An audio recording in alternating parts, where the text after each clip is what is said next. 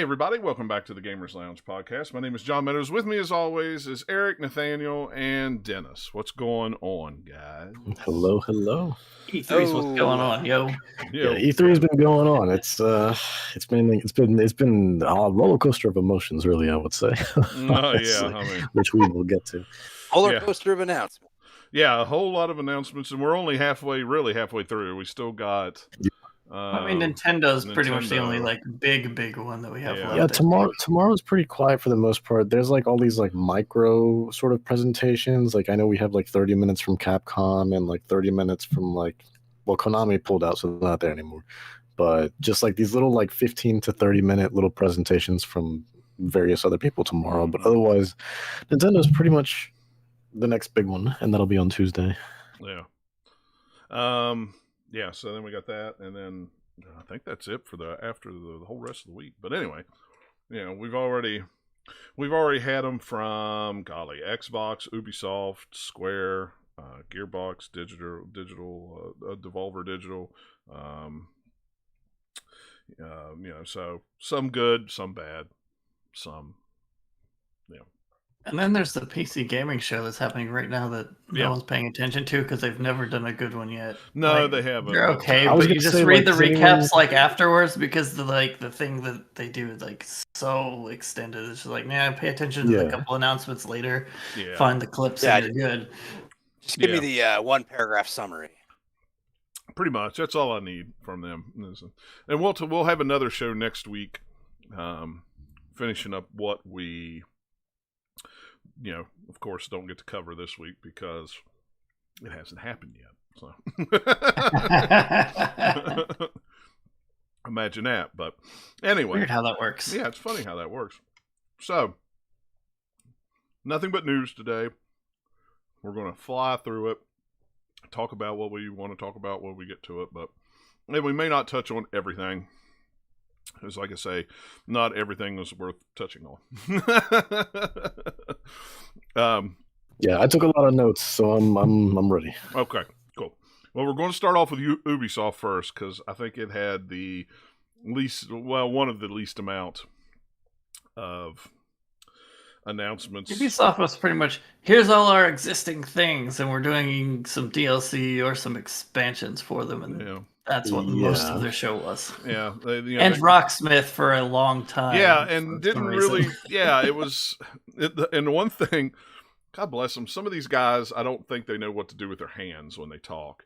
And the one guy, when he was talking, he was moving his arms so fast and rigorous, it looked like he was directing an orchestra on what to do while he was talking. It was and it was very distracting, and I couldn't do nothing but look away from the screen to hear about what it was because I couldn't stop watching his arms move really fast and shake his entire body when he did it, but his head stood still. It was, I don't know if they if they train people to do that, or I don't know. I don't know if that's something they teach. I mean, I know some people just speak with their hands. My wife does, but it's usually like this when she speaks with her hands. They're very broad strokes, smack you in the face, speaking with your hands. So, but I don't know. But yeah, I mean, that was kind of weird. They did spend a long time on it. But I mean, I'm guessing it probably makes them a lot of money, is why they probably spend so much time on it, I guess. I don't know. I mean, they probably get, I don't know, it depends on what they have to do for the songs, if they're doing licensing or what with that. Who knows? Yeah.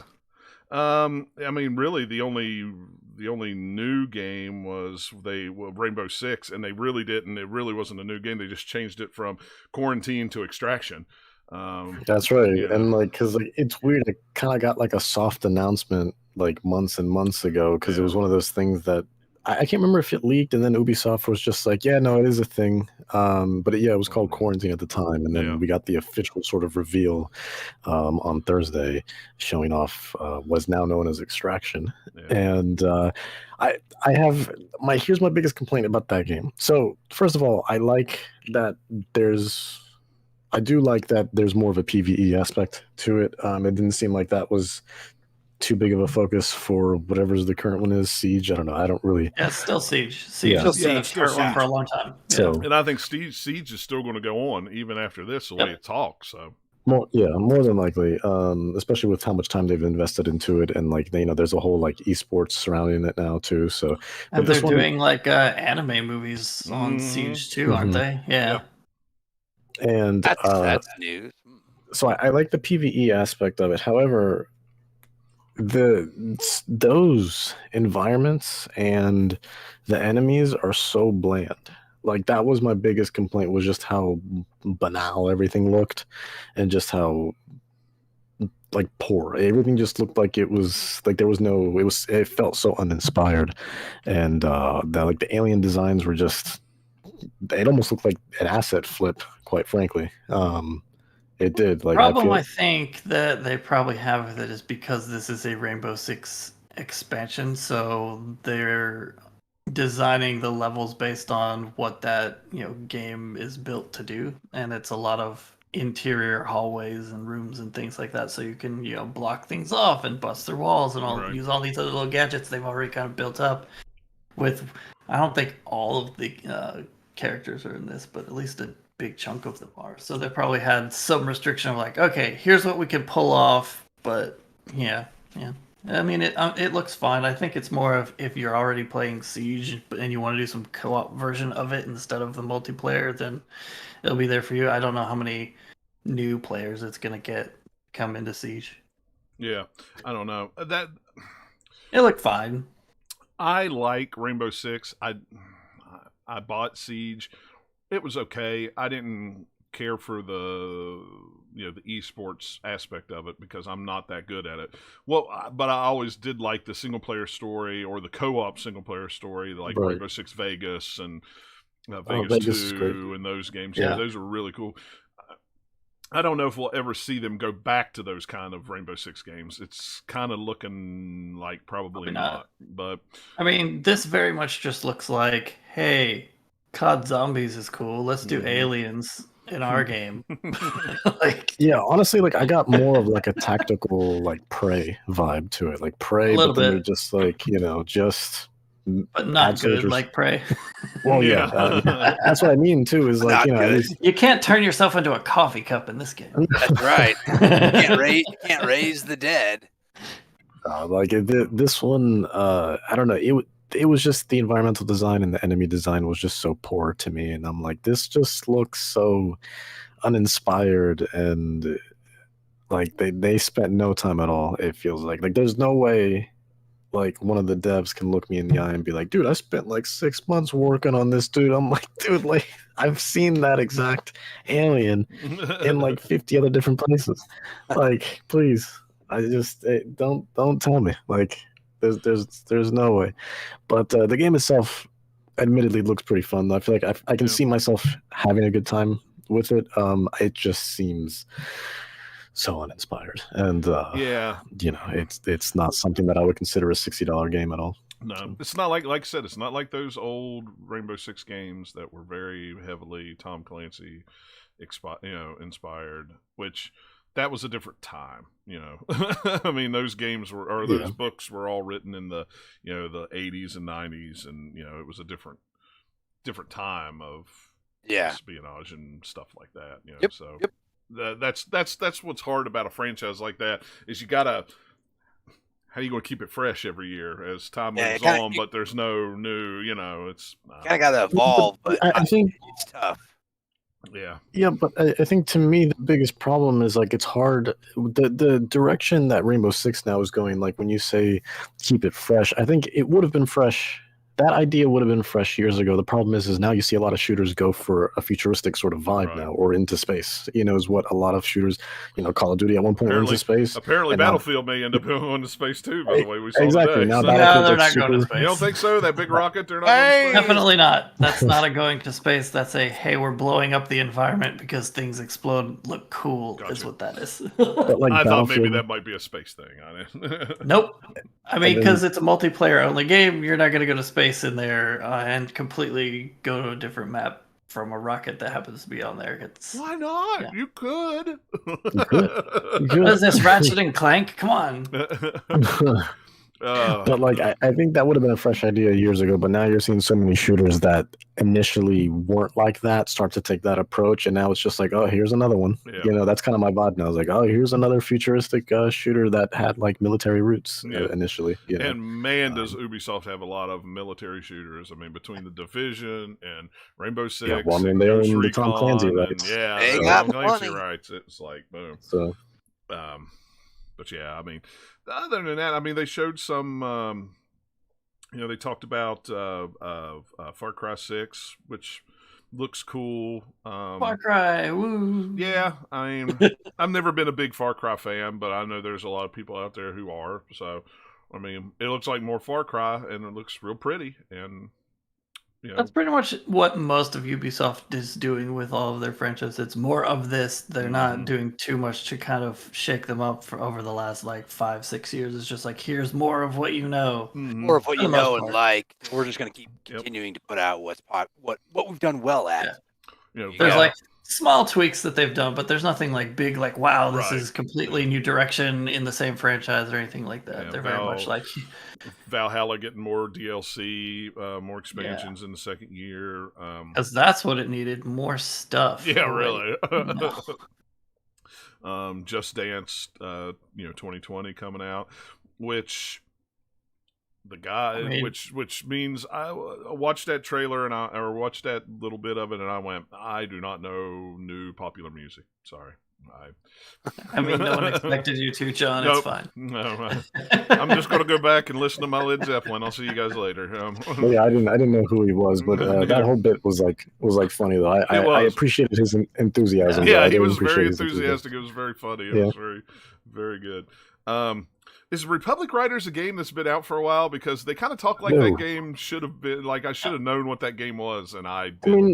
mean, so they unveiled it because I've been looking forward to that game. They unveiled it Yeah. last year actually, but they literally haven't shown anything since last year. So it's Okay. been like radio silent. Apparently, that's why I and, don't remember it. Because Yeah, it's been radio silent, and it is basically they're basically doing with that what they did with the Crew, where it's like they basically took Steep and then they're just like, all right, add every single other sort of extreme sport to it, and then let's go crazy. And just like the Crew was like initially racing, and then the Crew 2 was just like, all right, you know what, boats, planes, add it all.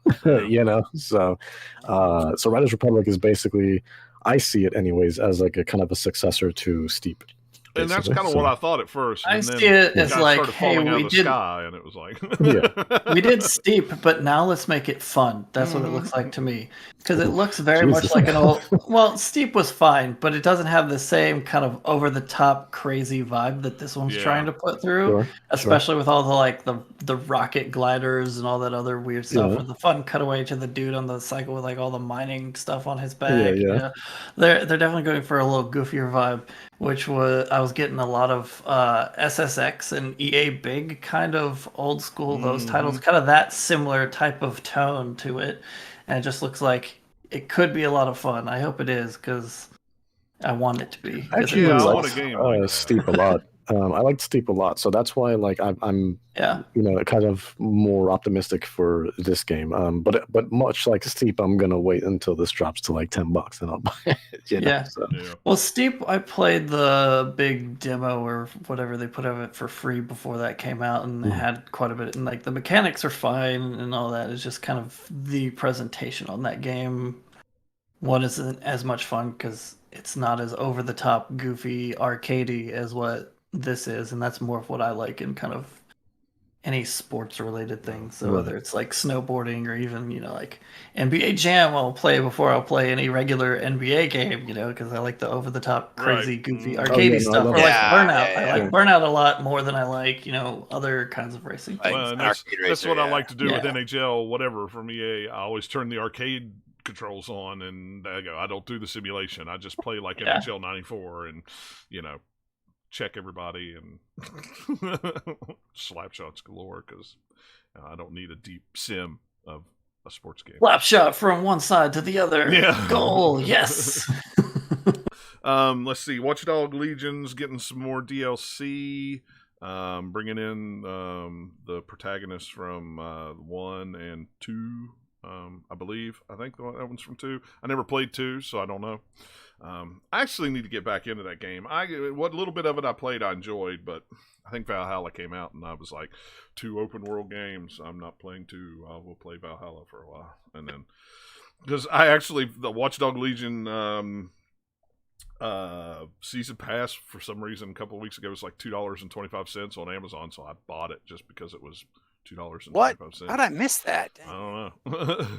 So you should have done another article here because I'm now noticing it's only things coming to Xbox on this Xbox News article you linked. So it doesn't have the new Mario Rabbids yeah, game it that they doesn't. announced. You're right. That was what I was just going to talk about next. I was scrolling down and it's not here. Yeah, that game looks surprise! fantastic. Xbox doesn't want you to know about one of the other decent looking things. Yeah, really. But yeah, that one was. It's funny. I thought we might hear something. Immortal, Phoenix Rising, or I knew we weren't going to see anything Prince of Persia. They had already came out and said that they weren't ready to do anything for that yet. But yeah, trying to figure out how to make it a big live service open world game. I'm sure. I'm sure, even though it's a remake. Yeah. How can we do this? But yeah, that Rabbids game looks awesome. That trailer was.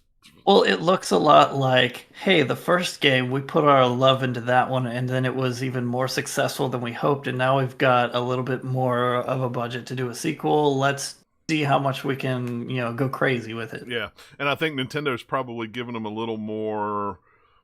Not that they didn't have the freedom to do what they wanted the last time, but I think now Nintendo maybe went, okay, you can go a little farther than, Maybe, but it's just, I think it feels from. like a sequel to me where it's like, okay, we did a good meaty first game because there's quite a bit in that first Mario Rabbids game. And it's like, okay, what do we do now? Okay, let's go outside the Mushroom Kingdom and let's riff on Mario Galaxy and who knows what else in there. So. And I actually had a couple people on my Twitter timeline going, I never played the first one. What's it about? Is it any good? Is it? I'm like, what? You need to go buy it. Just go buy it. And it got cheap, too. I remember the first one. Yeah. It dropped pretty quickly in price. You could get it for like 20 to 30 within 6 months to a year. Mm-hmm. Yeah. Still a good game. Great game. Oh, yeah. I ruined this new one for myself towards the end for half a second because I was looking at it. I was like, that looks like Ganon. Are they going to put Zelda in here too? Oh, no, never mind. Because that would be cool. Mario, Zelda, and Rabbids. I want to see that mashup. Yeah, exactly. So anything else we want to say about Ubisoft before we move on? It was kind of... They're doing an Avatar game. Yeah, they're doing the Avatar game, But they didn't show what the actual game looks like. It just looked like cutscenes. Well, and just one of those pre-rendered trailers. It's okay, what do you do in the Avatar game? Yeah, I mean, I'm going to assume battles, but you never know. Hopefully they have more creative freedom because there is an Avatar game that came out forever ago and the movie came out. And that was pretty bad if I remember. Yeah, that's what I remember. Reviews were not good. Yeah, but I saw it and I got actually pretty excited. Actually, I love the movie. Actually, I've watched it many times. So it's but the thing is, like with any movie adaptation, they don't have the best track record. Nerd, nerd confession. I have never seen Avatar, and I know nothing about what it is or anything. Really? Have you seen Fern Gully? Yes. Yeah, pretty much that. Oh, okay. I got you. What year did that movie come out, by the way? Was it 06? Yeah, was it 06? Avatar came out in 2009. 9, okay. Yeah, I was like, I don't know why I missed it. It may have been one of those lulls where we weren't going to movie theaters. We were spending a lot of money. It was one of those things that just kind of came out, and I went, meh. And I don't know. Sometimes that happens with me with movies. Yeah. It's fine. It's not my favorite sci-fi franchise or anything, but it's not like a terrible movie by any means. Yeah, I love the world. I think that's what makes me enjoy it so much. Is the world is just stunning. So I think that's why I'm so really excited for the game. Is just to be assuming, which it probably will be because that's what most Ubisoft games are now. Just really kind of experiencing that open world, and hopefully they craft it well. I think it'll be beautiful at the very least. I don't know if it's on. I don't think it's on Disney Plus. I think it's on. It's on Disney Plus if I use my VPN and I connect to the UK. I know it's on the UK version of Disney Plus. No, Avatar is on Disney Plus. I'm pretty sure. Yeah, because I don't know. I don't remember. watched it not long ago, and I It's on- think it was I know on Disney. It was on a owns streaming it now, service. or I know it's a Disney thing. So. Yeah, because it was Fox. Yeah, it was Fox. I'm pretty so- sure it's on Disney Plus, actually. Okay. Well, one of these days I'll sit down and I'll watch it on Disney Plus. Hopefully it's in 4K. I'm not picky or anything when I watch Yeah, my no, movies. you gotta like you have to like make an appointment with it though, because it is 3 hours long. Oh man, It's a long ass come on. movie. Yes. Yeah. That'll be a 2-nighter then. I'll never be Yeah. able to keep Nikki awake for 3 I mean, hours. it's James Cameron. He doesn't know how to make short movies. No, Is he's there up there with like Martin Scorsese, where it's just like they don't realize there's a point where you should stop, and they don't do even like revisions or anything either. They're just like, look, the first draft is the final product, and this is how we're doing it. Is there a That's guy and it. a girl floating in the water at the end of it? Is it that? It's like 15 minutes long, like in Titanic, or is that? I don't want to spoil it for you.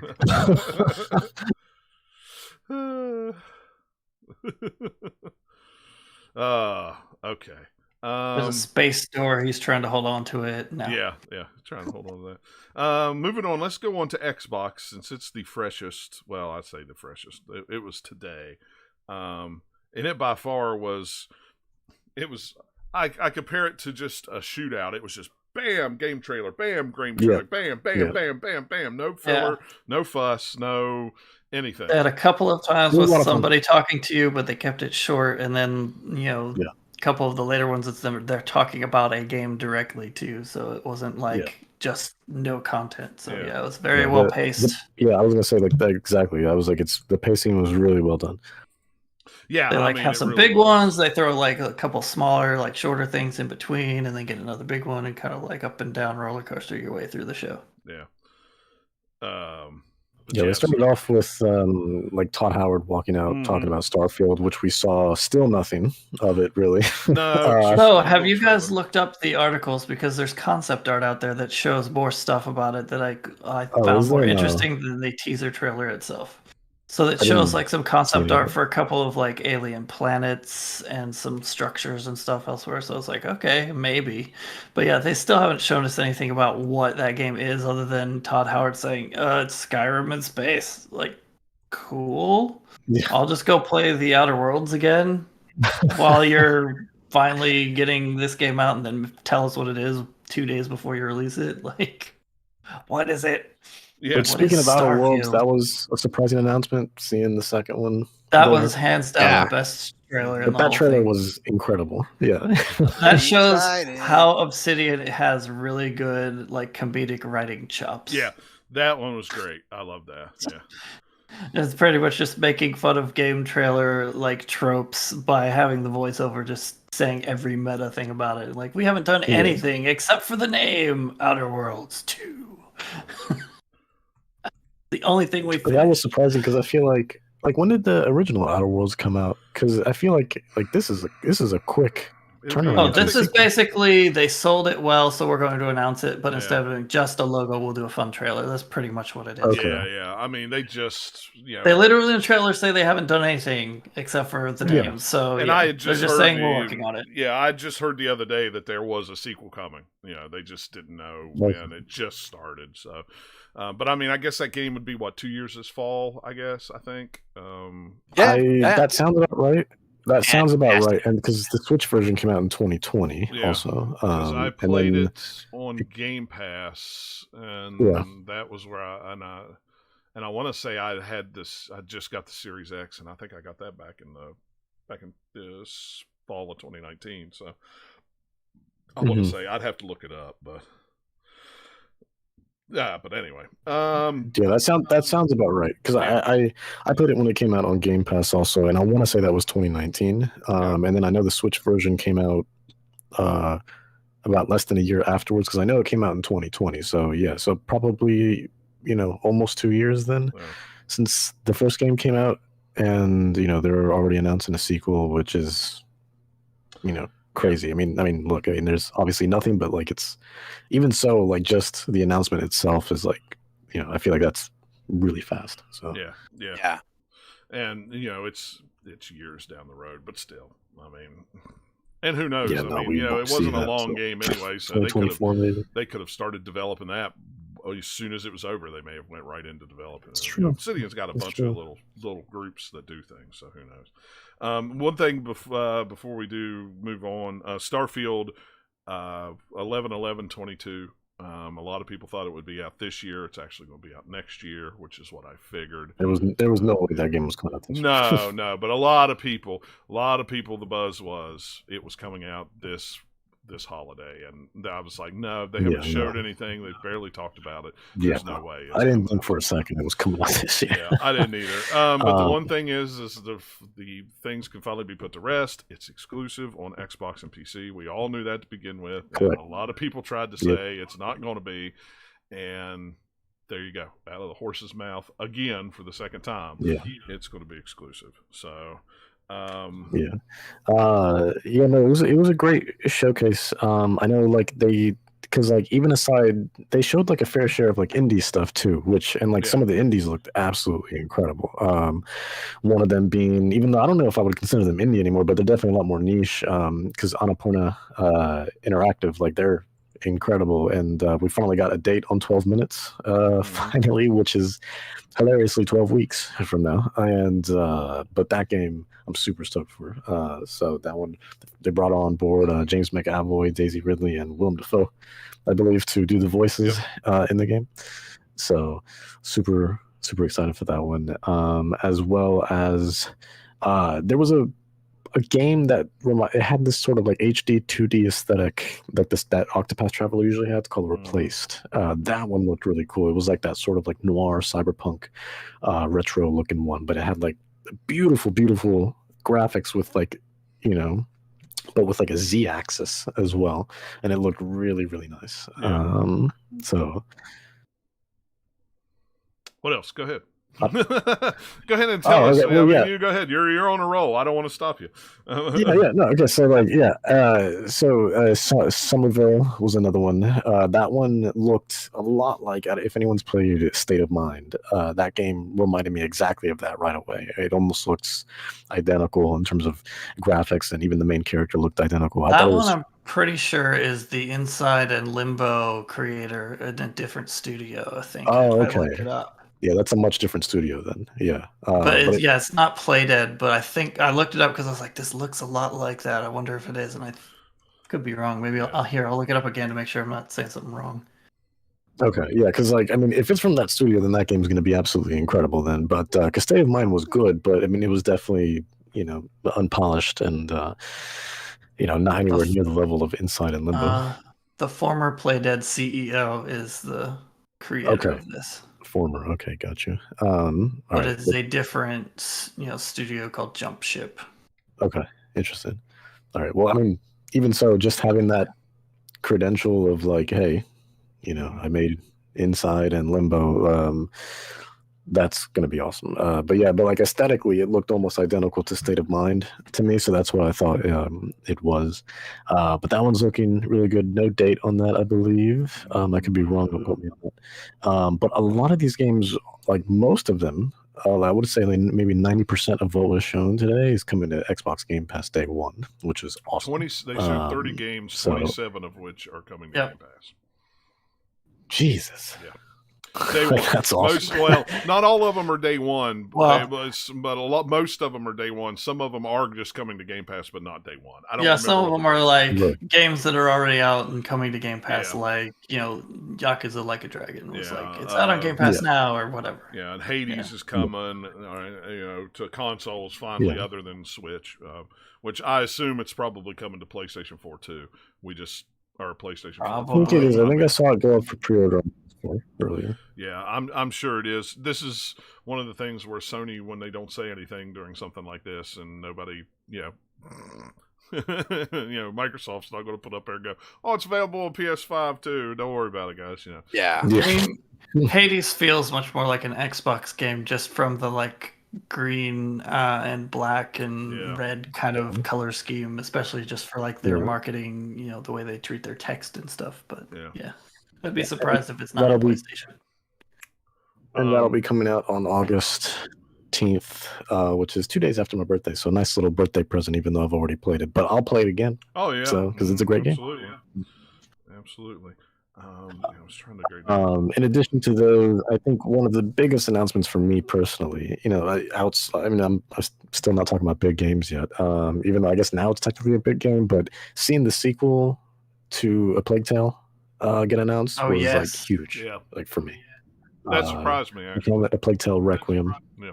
I guessed surprised that me, very too. quickly into the trailer too. I was like, is this a Plague Tale? As soon as like the girl starts talking and she says something about her brother before we really Yeah. see anything. We hadn't seen any rats yet. I was Yeah. like, oh wait, is this it? Is it? And then it like got further into. I was like, yes, it is. That's awesome. I will definitely play another one. And they're all like, you can tell it's a couple years because Amicia is like a little more grown up. Hugo's still a kid, but maybe like 2 or 3 years old or something like that. But yeah, no, like the moment she started talking, she has a very distinct voice. But I was like, that was definitely like a showstopper for me. It was like, oh my God, like my heart skipped a beat. That was awesome to see.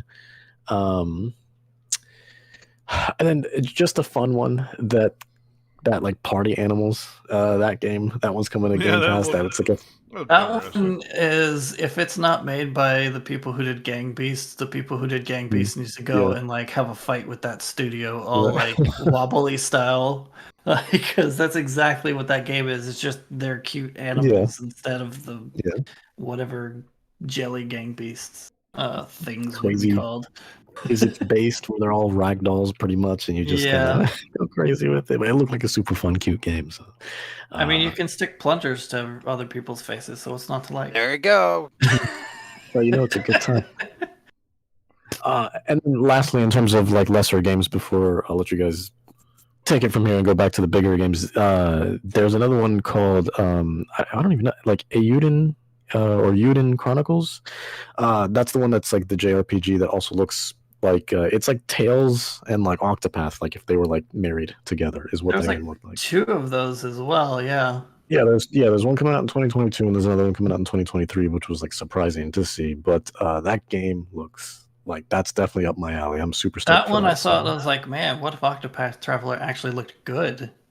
Because I like the idea behind Octopath Travel, but because it's on the Switch, I do not like it because it's blurry, it's all get out, and I want more like fidelity to the art. I did not like the way that game, was executed. Like, I like the idea, I just wish it was not on the Switch so that it would look better. Yeah. I thought the game was beautiful in both handheld and TV mode. Like it was like I thought it was fine. Did you play it on PC? Like then? Because it hurt my eyes. I haven't looked at it since it came to PC. I should look at that version of it. Okay, yeah, because until now I was like, oh yeah, it did come out on PC eventually, didn't it? But yeah, when that first came out on Switch and I was playing the demo of it, I was like, oh, this hurts my eyes. Just because of the way that the pixel art is made in that game, it was just like it was blurry or something made it where it's just like I don't know. There's a lot of like depth of field sort of like usage. Like it's almost abused. But overall, I thought it was a beautiful game. But it is out on PC now, so you might get that visual clarity that you want. Since it's on this PC. one definitely, the Eiyuden Chronicle, however you're supposed to say that, did look cool. Yeah. When it was showing, I was like, "What?" The first part of the trailer, though, I had to laugh because I was like, "What is this dramatic zoom on character art?" The trailer, because the first bit is just like all these characters, and then every single time they cut to one, is just zoom in. I was like, "What is this game?" Yeah, it made me laugh. It wasn't a good first impression, and I was like confused because I was like, "This just looks like generic, like RPG Maker, game." But then they actually started showing the gameplay, and I was like, "Oh, okay, all right, I'm here." So I'm listening. So, but yeah, I mean, and go ahead. Sorry. Well, I was just going to say that I think that basically covers it in terms of the more indie stuff. So yeah. Of course, Forza 5 was shown, or Forza Horizon 5, set in Mexico.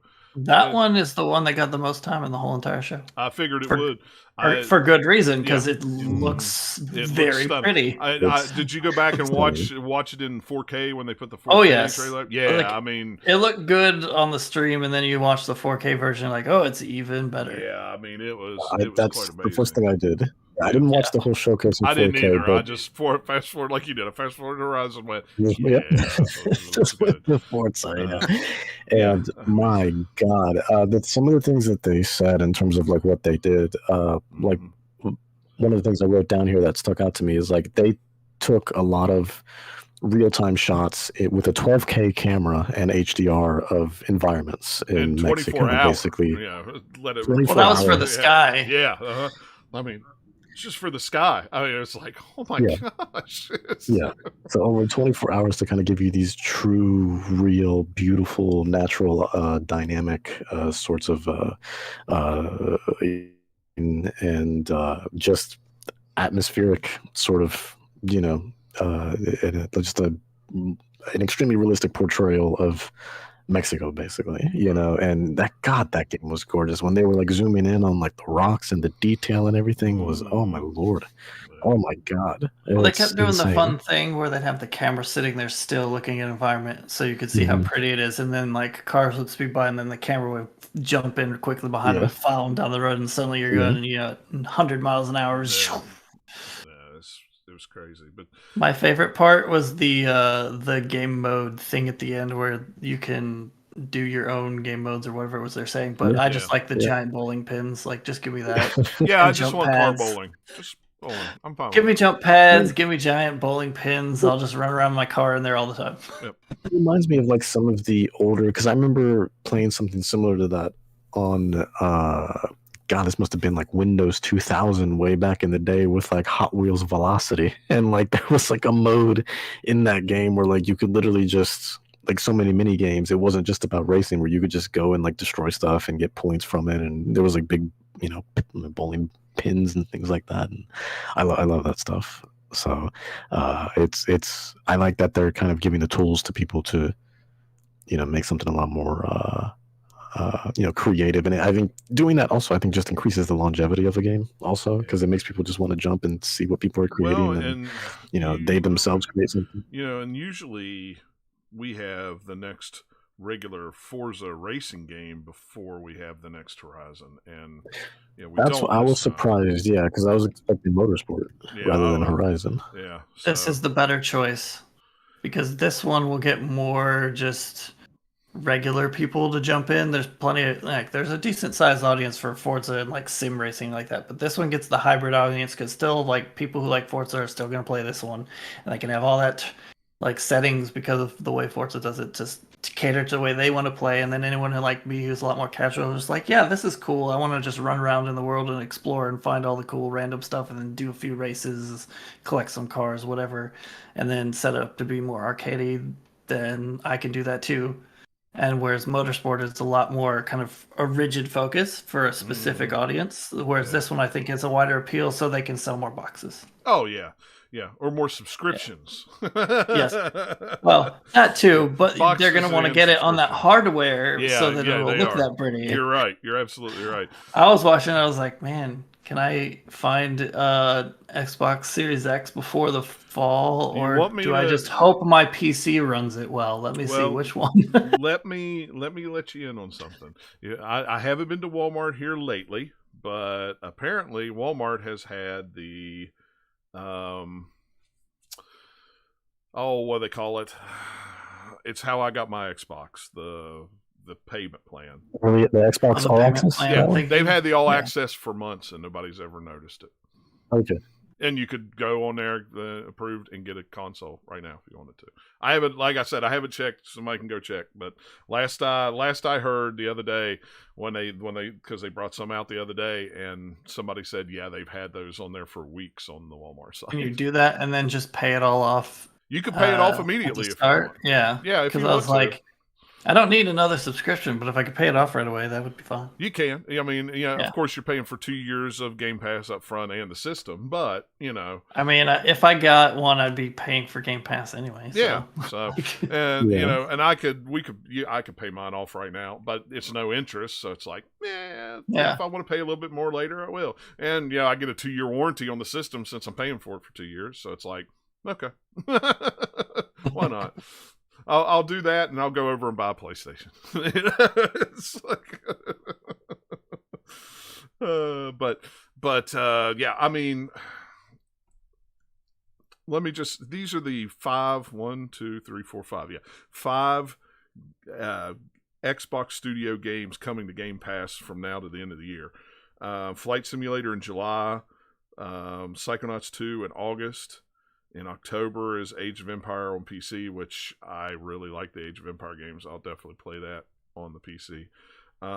November is Forza Horizon, and sometime in December or November, December is Halo.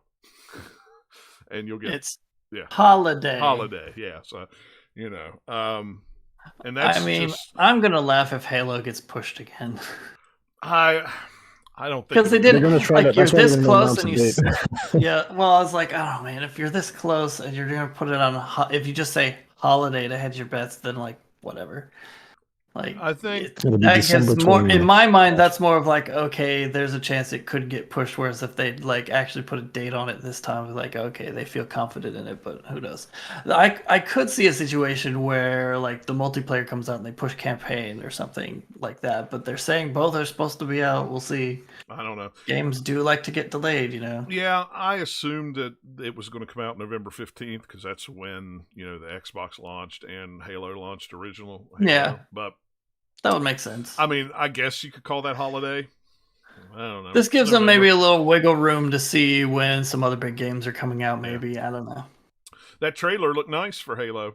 It did. I was invested. I was invested in the campaign trailer. Yeah, and I mean, I like The I one thought it thing looked they fine haven't. before, so. Yeah, I get look fine before. It looks fine here. The multiplayer looks like less good than the cinematic like stuff they were showing, but that's because it's multiplayer that's Right. going to go up to 120 FPS, and it still looks really good. Yeah.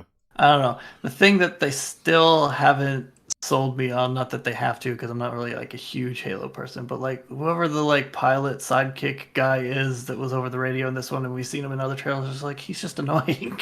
Yeah. Well, the way that trailer ended, I guess, and he's not going to be around for long. Maybe I don't know. I mean, Who knows? But he's been. Maybe that's why he's in all of the marketing material, so they could just like stretch that character as far as they can, because he's only in the game for like an hour or something. Who knows? We'll find out. But yeah, I don't know. I think it's almost telling that they didn't show single player really, other than cinematic. They didn't show gameplay again like they did last time. And I had read that the rumor that they weren't going to, that it was all going to be multiplayer. So, I mean, to be fair, multiplayer is what most people who are going to continue playing Halo for a long time are going to be interested in. Like, the campaign's good, but the longevity comes from the multiplayer, and it sure looked like Halo multiplayer. So, you're hijacking vehicles, getting multi-kills, you got a nice, cool sword that you can jam into other people because it's made of lasers, hit people with hammers, all the like goofy little different. I think I don't know. We saw most of the like typical Halo vehicles, if I remember right. I'd have to watch it again to see. So. I didn't see anything. I thought it was cool, like towards like the end of it, or pretty much at the end of it, like you kind of see that like samurai sort of. Yeah, the samurai. Yeah, so that was like or Spartan. Yeah, the samurai. Is that if that's a cosmetic that you can put on yours? You're gonna see a lot of that in multiplayer because it's the coolest looking helmet. Well, and with it being a free-to-play multiplayer, there's probably going to be a lot of skins there's going to be a lot of those. That was the first thing that came to mind when I saw it. And I was just like, oh, they're probably going to have a lot of customization, like change your helmet, change your chest plate, change your legs. Want to make that money somewhere. So. Oh yeah, of course. Yeah. I mean, it'll already make money, but you think it stops there? No, they're gonna go crazy with it. I mean, they've done it to Gears. Why not do it to Halo? Absolutely. So, Back 4 Blood. Are we all going to play that? Yeah. Maybe, but it's not the best Left 4 Dead looking thing that has been shown at E3. No, for some reason we have a lot of like. It seems like we have a lot of those types of games coming out. I don't know why. Maybe it's like back in trend. Yeah. Yes, it should zombies. So a game with some vampires. And day one on Game Pass. That's the thing about. It being on Game Pass is good, but Back 4 Blood, the thing that holds it back for me is it's zombies type stuff still, and it's kind of like, well, we've seen that. Yeah, we have. It looks like it'll be really good though, and especially if it's like the people who did Left 4 Dead originally, they know how to make that kind of game, so it's probably going to be pretty good. And the other game that I guess I got to ask if we're all going to play now, are we going to play Sea of Thieves since it's got Pirates of the Caribbean? We all playing that? Yeah, I'm I jumping know I back am. in I there. was when I saw when I saw the dude trying to get the keys from the dog, I went, "Are they finally going to put Pirates of the Caribbean in this game?" And they did. I went, "Holy crap!" It seems like Microsoft has a really good relationship with Disney because they Yeah, have a they lot do. of Disney games that Yeah. have come out on Xbox, and you know, this is just another, you know, sort of collaboration that they're doing.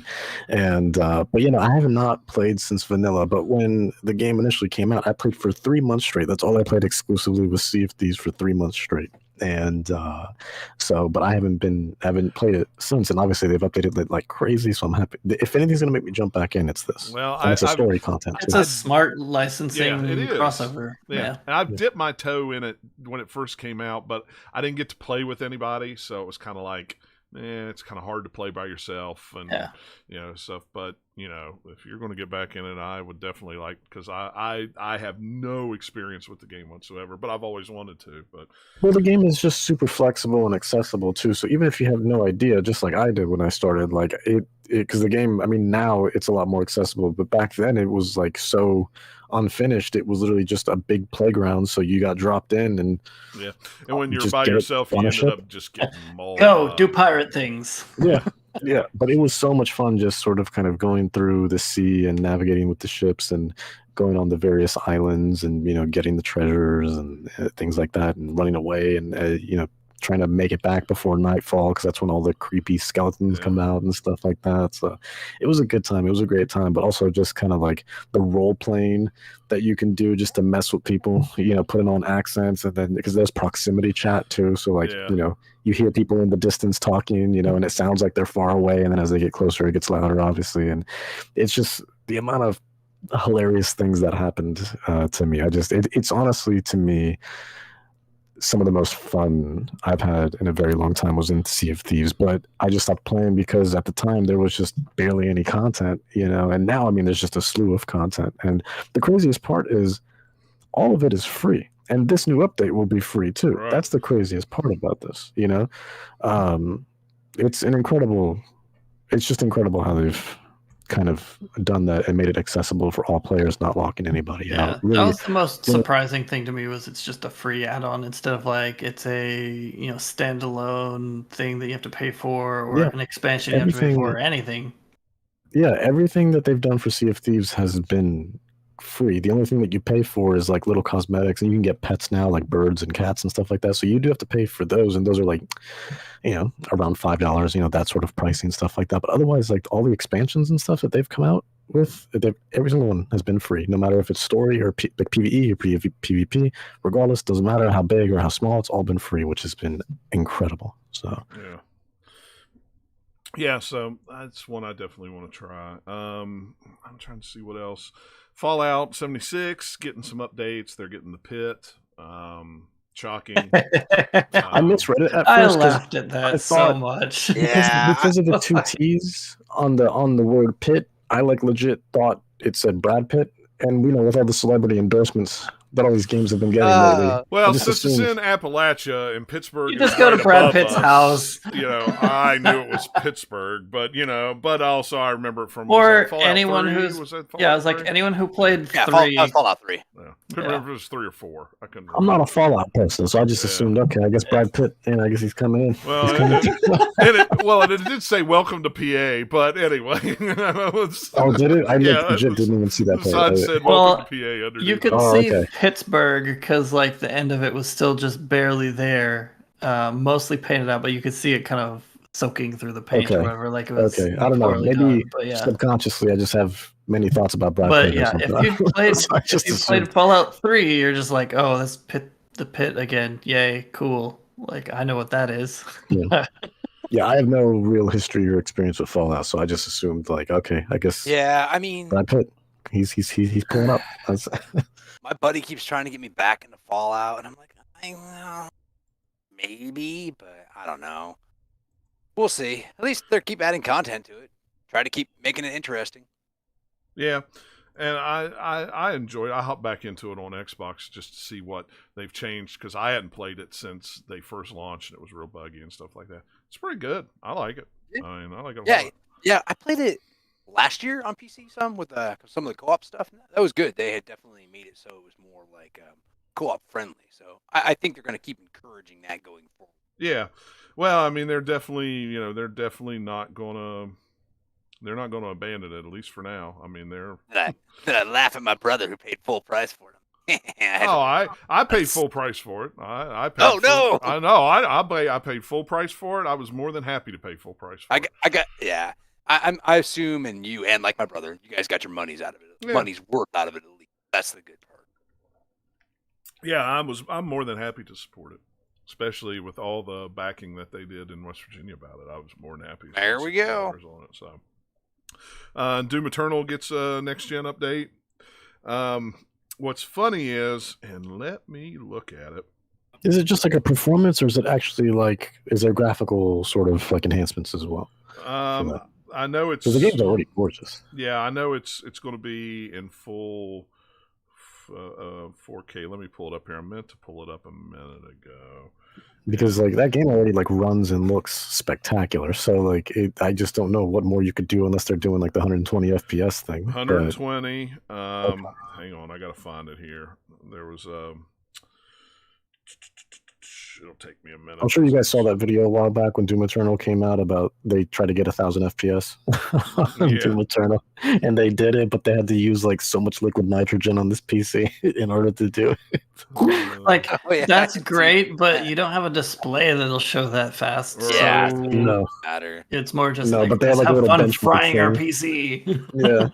But it was so funny because the dude was he just kept pouring it made it up to like right away, made it up to 350, no problem actually. That game was just so well optimized. But once they started like pushing 500, it was struggling like hard. Yeah, I gotta go back. I gotta go back and finish it. So the next gen update features breakdown. Xbox Series X performance mode at 1800p, 120 frames per second. Balance mode is at full 4K at 60 frames a second. And ray tracing mode, which is at 1800p and 60 frames a second. Series S performance mode 1080p 120, balance mode 1440 at 60. No ray tracing mode on that version. That's interesting. Yeah, that's interesting. That has no ray tracing. I feel like you could still do it just with how well optimized that game is. PlayStation 5 performance mode 1584p at 120 frames per second. Balance mode is 4K 60, and ray tracing mode is 1800 and 60 frames. And of course, they have PC, but they don't list it there. It all depends on your PC hardware, of course. But yeah, so that's what they're doing to it. It's just it's just a resolution and a frame FPS update. I haven't played it, so I will play it at 4K 60. It's great. It's hard, though. My lord, it eases you in at first, but then like halfway through the game, like there's just this crazy difficulty spike for me, anyways. Yeah. And then, but once you get like past that, then the rest is pretty straightforward. But there's this, what's his name, the Marauder. I hate that. That's like one of the worst enemies in video game history. I hate that thing so much. That thing is like virtually indestructible, and I just don't know why that was okay. to put that thing in there, but other than that, the game is phenomenal.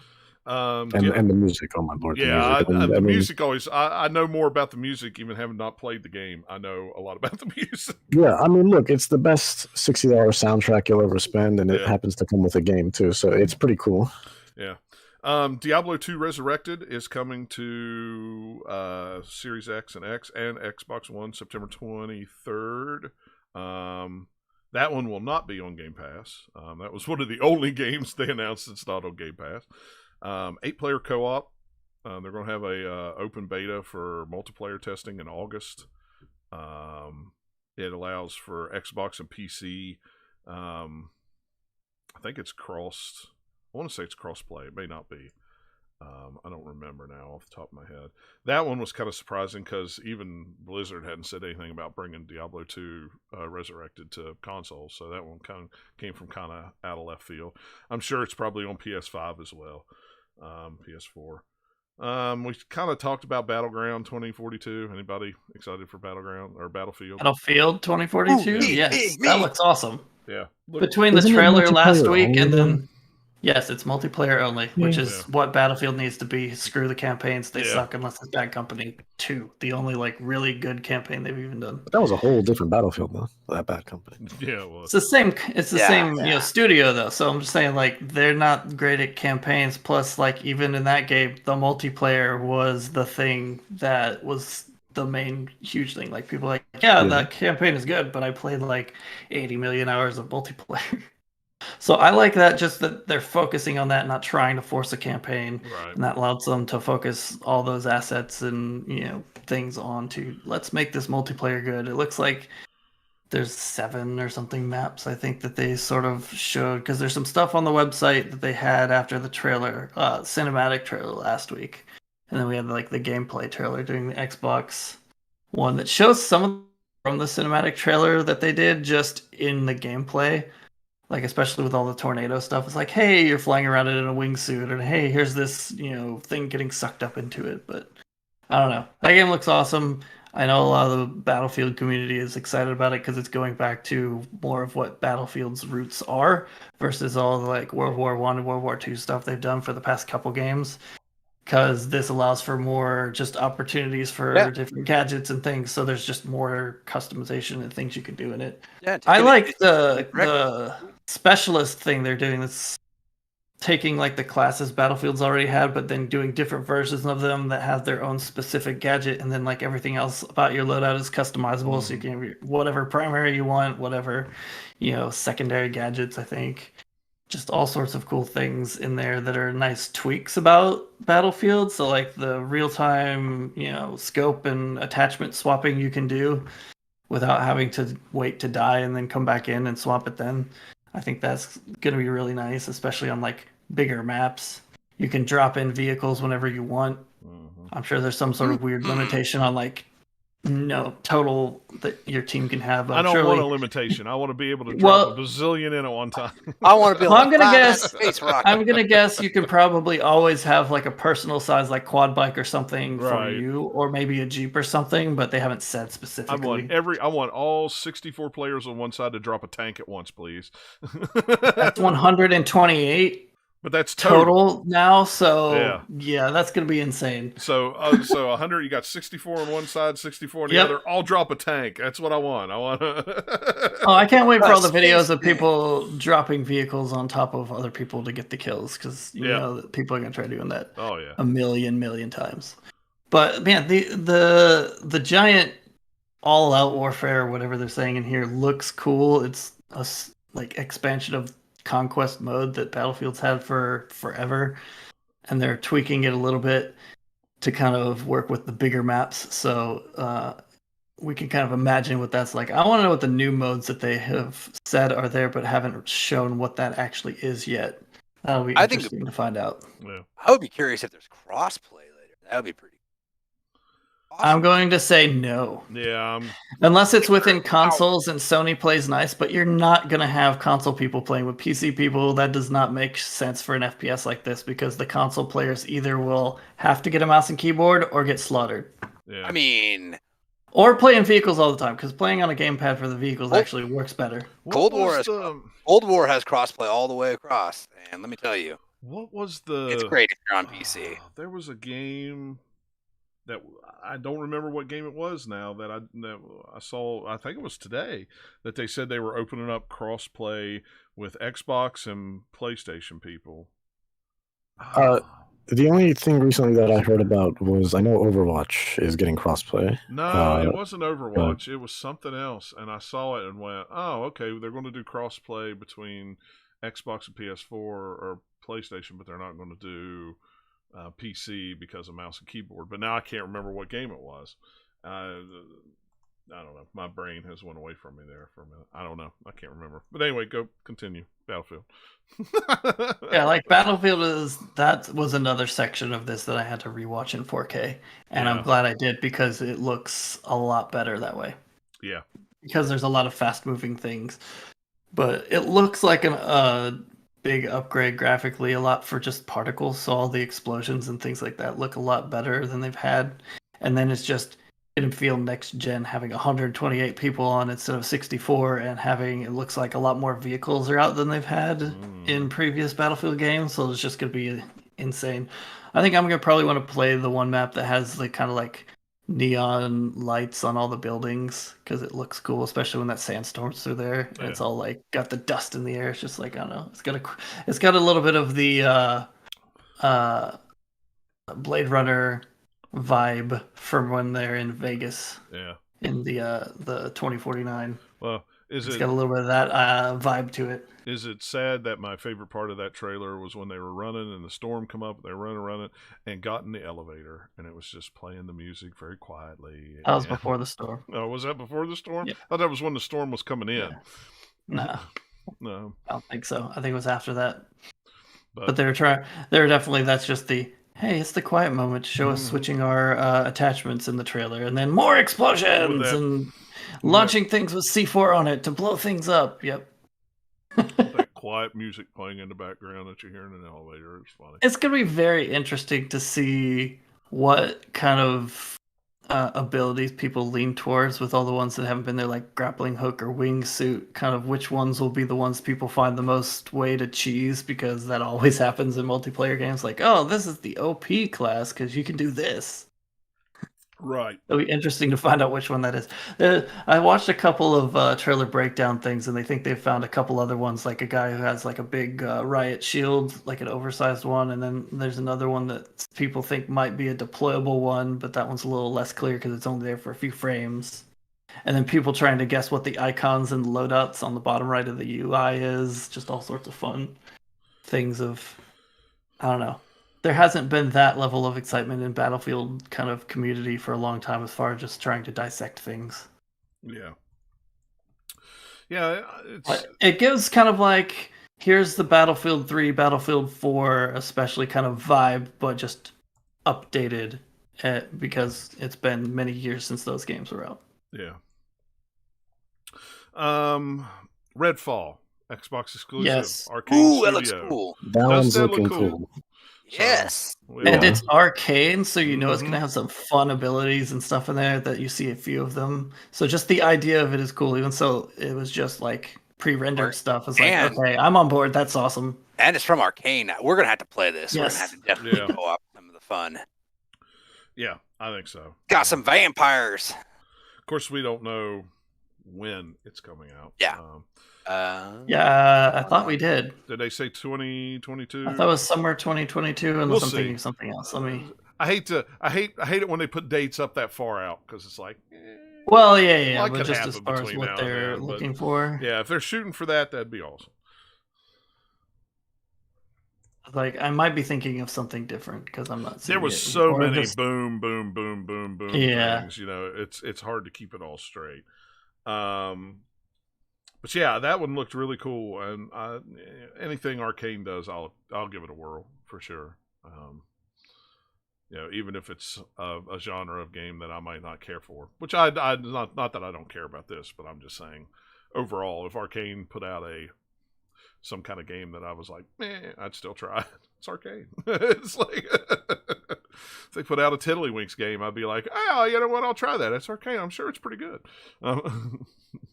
That'd be weird. It would be weird, but you know, Yeah. that's what I say. I'd still try it. I mean, it's anything else? I mean, they showed some Stalker. It looked pretty cool. Stalker 2. I'm wondering with Stalker, I was like, if anyone who tuned in late, wondering if that would be another Metro game, because that series has a lot more kind of like public Yeah. facing knowledge where like if you might not have played it, but you know, hey, that's Metro. It has the similar feel just because of course it does. Just because of the setting and all that. But yeah, Right. it looked cool. Graphically it was really nice.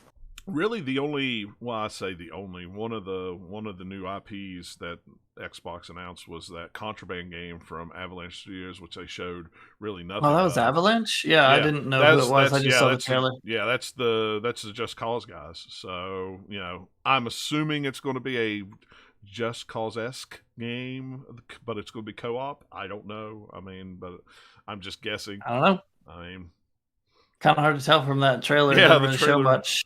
Yeah, I mean, but if it's like a smuggling or heist game or something like that, co-op, yeah, I'm in for it. I mean, sure, why not? I could hang with that.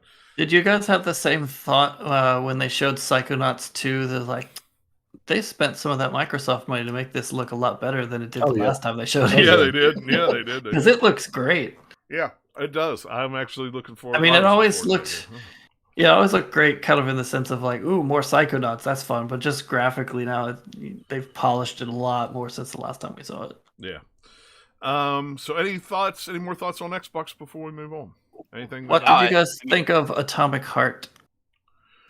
So here's the thing. So I've actually been following Atomic Heart, and that trailer was poorly put together. Like that, whatever song. Oh, was- really? Okay. Yeah. Well, I had no idea what it was. I didn't know until afterwards that it had been shown other places. But I was like, it intrigues me because it was very weird, and I was like, Yeah, ooh, no, so- I want to know what this is. As a Yeah. teaser, it worked. So the game itself looks awesome, and one of the reasons why I'm like super stoked for it also is because Mick Gordon's actually doing the composition and the score for the game. Now Mick Gordon probably most famously known for doing the Doom soundtracks. So these last two Dooms that have been crazy have been Mick Gordon, and he also did Killer Instinct, and he's very technical and crazy with the way he composes and just kind of like does his sort of sound design. So that's like one of the reasons why I'm looking forward to this. Now I've seen gameplay, and the gameplay is very, it's like Prey on crack, basically. So is the best way Yes, to please.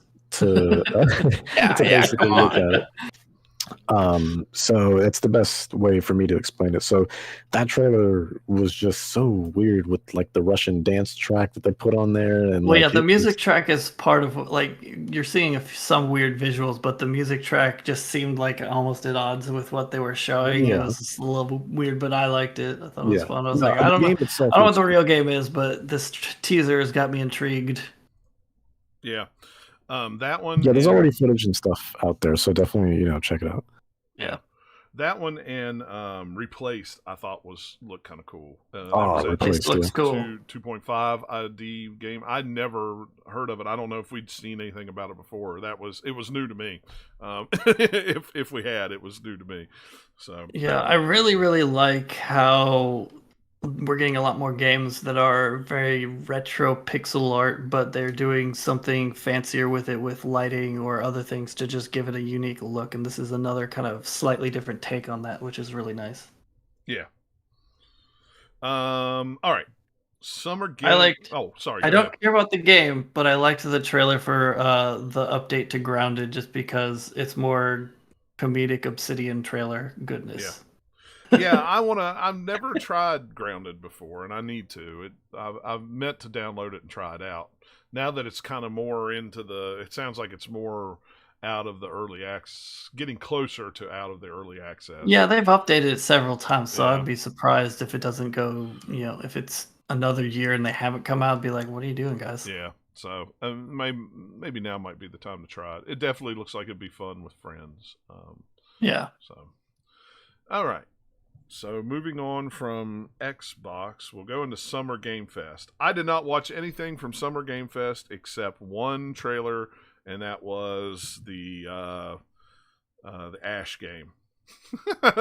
I did watch the Elden Ring trailer, Elden Ring and the Ash game. Those were the only two things that I got out of any news. from Ash Summer game. Yeah, was I it just- Living Dead? What or, is the? I was like, what's the Oh, real yeah. thing of that? Oh, that okay, that Yeah. Ash game, that Ash game? I want to say Living Dead, but it's not Living Dead. It's Evil Dead. Evil Dead. Yeah, I Yeah. keep wanting to say Living Dead, but I mean, I don't know. Like I said, I didn't go back and watch it. A lot of people went, Yeah. it's okay. It wasn't that great. I was busy when they were doing that stream, so I didn't go watch it. But I did go back and kind of skim through and watch a few bits of it. Yeah. Yeah, the Evil Dead game looked really cool, and of course, they had some.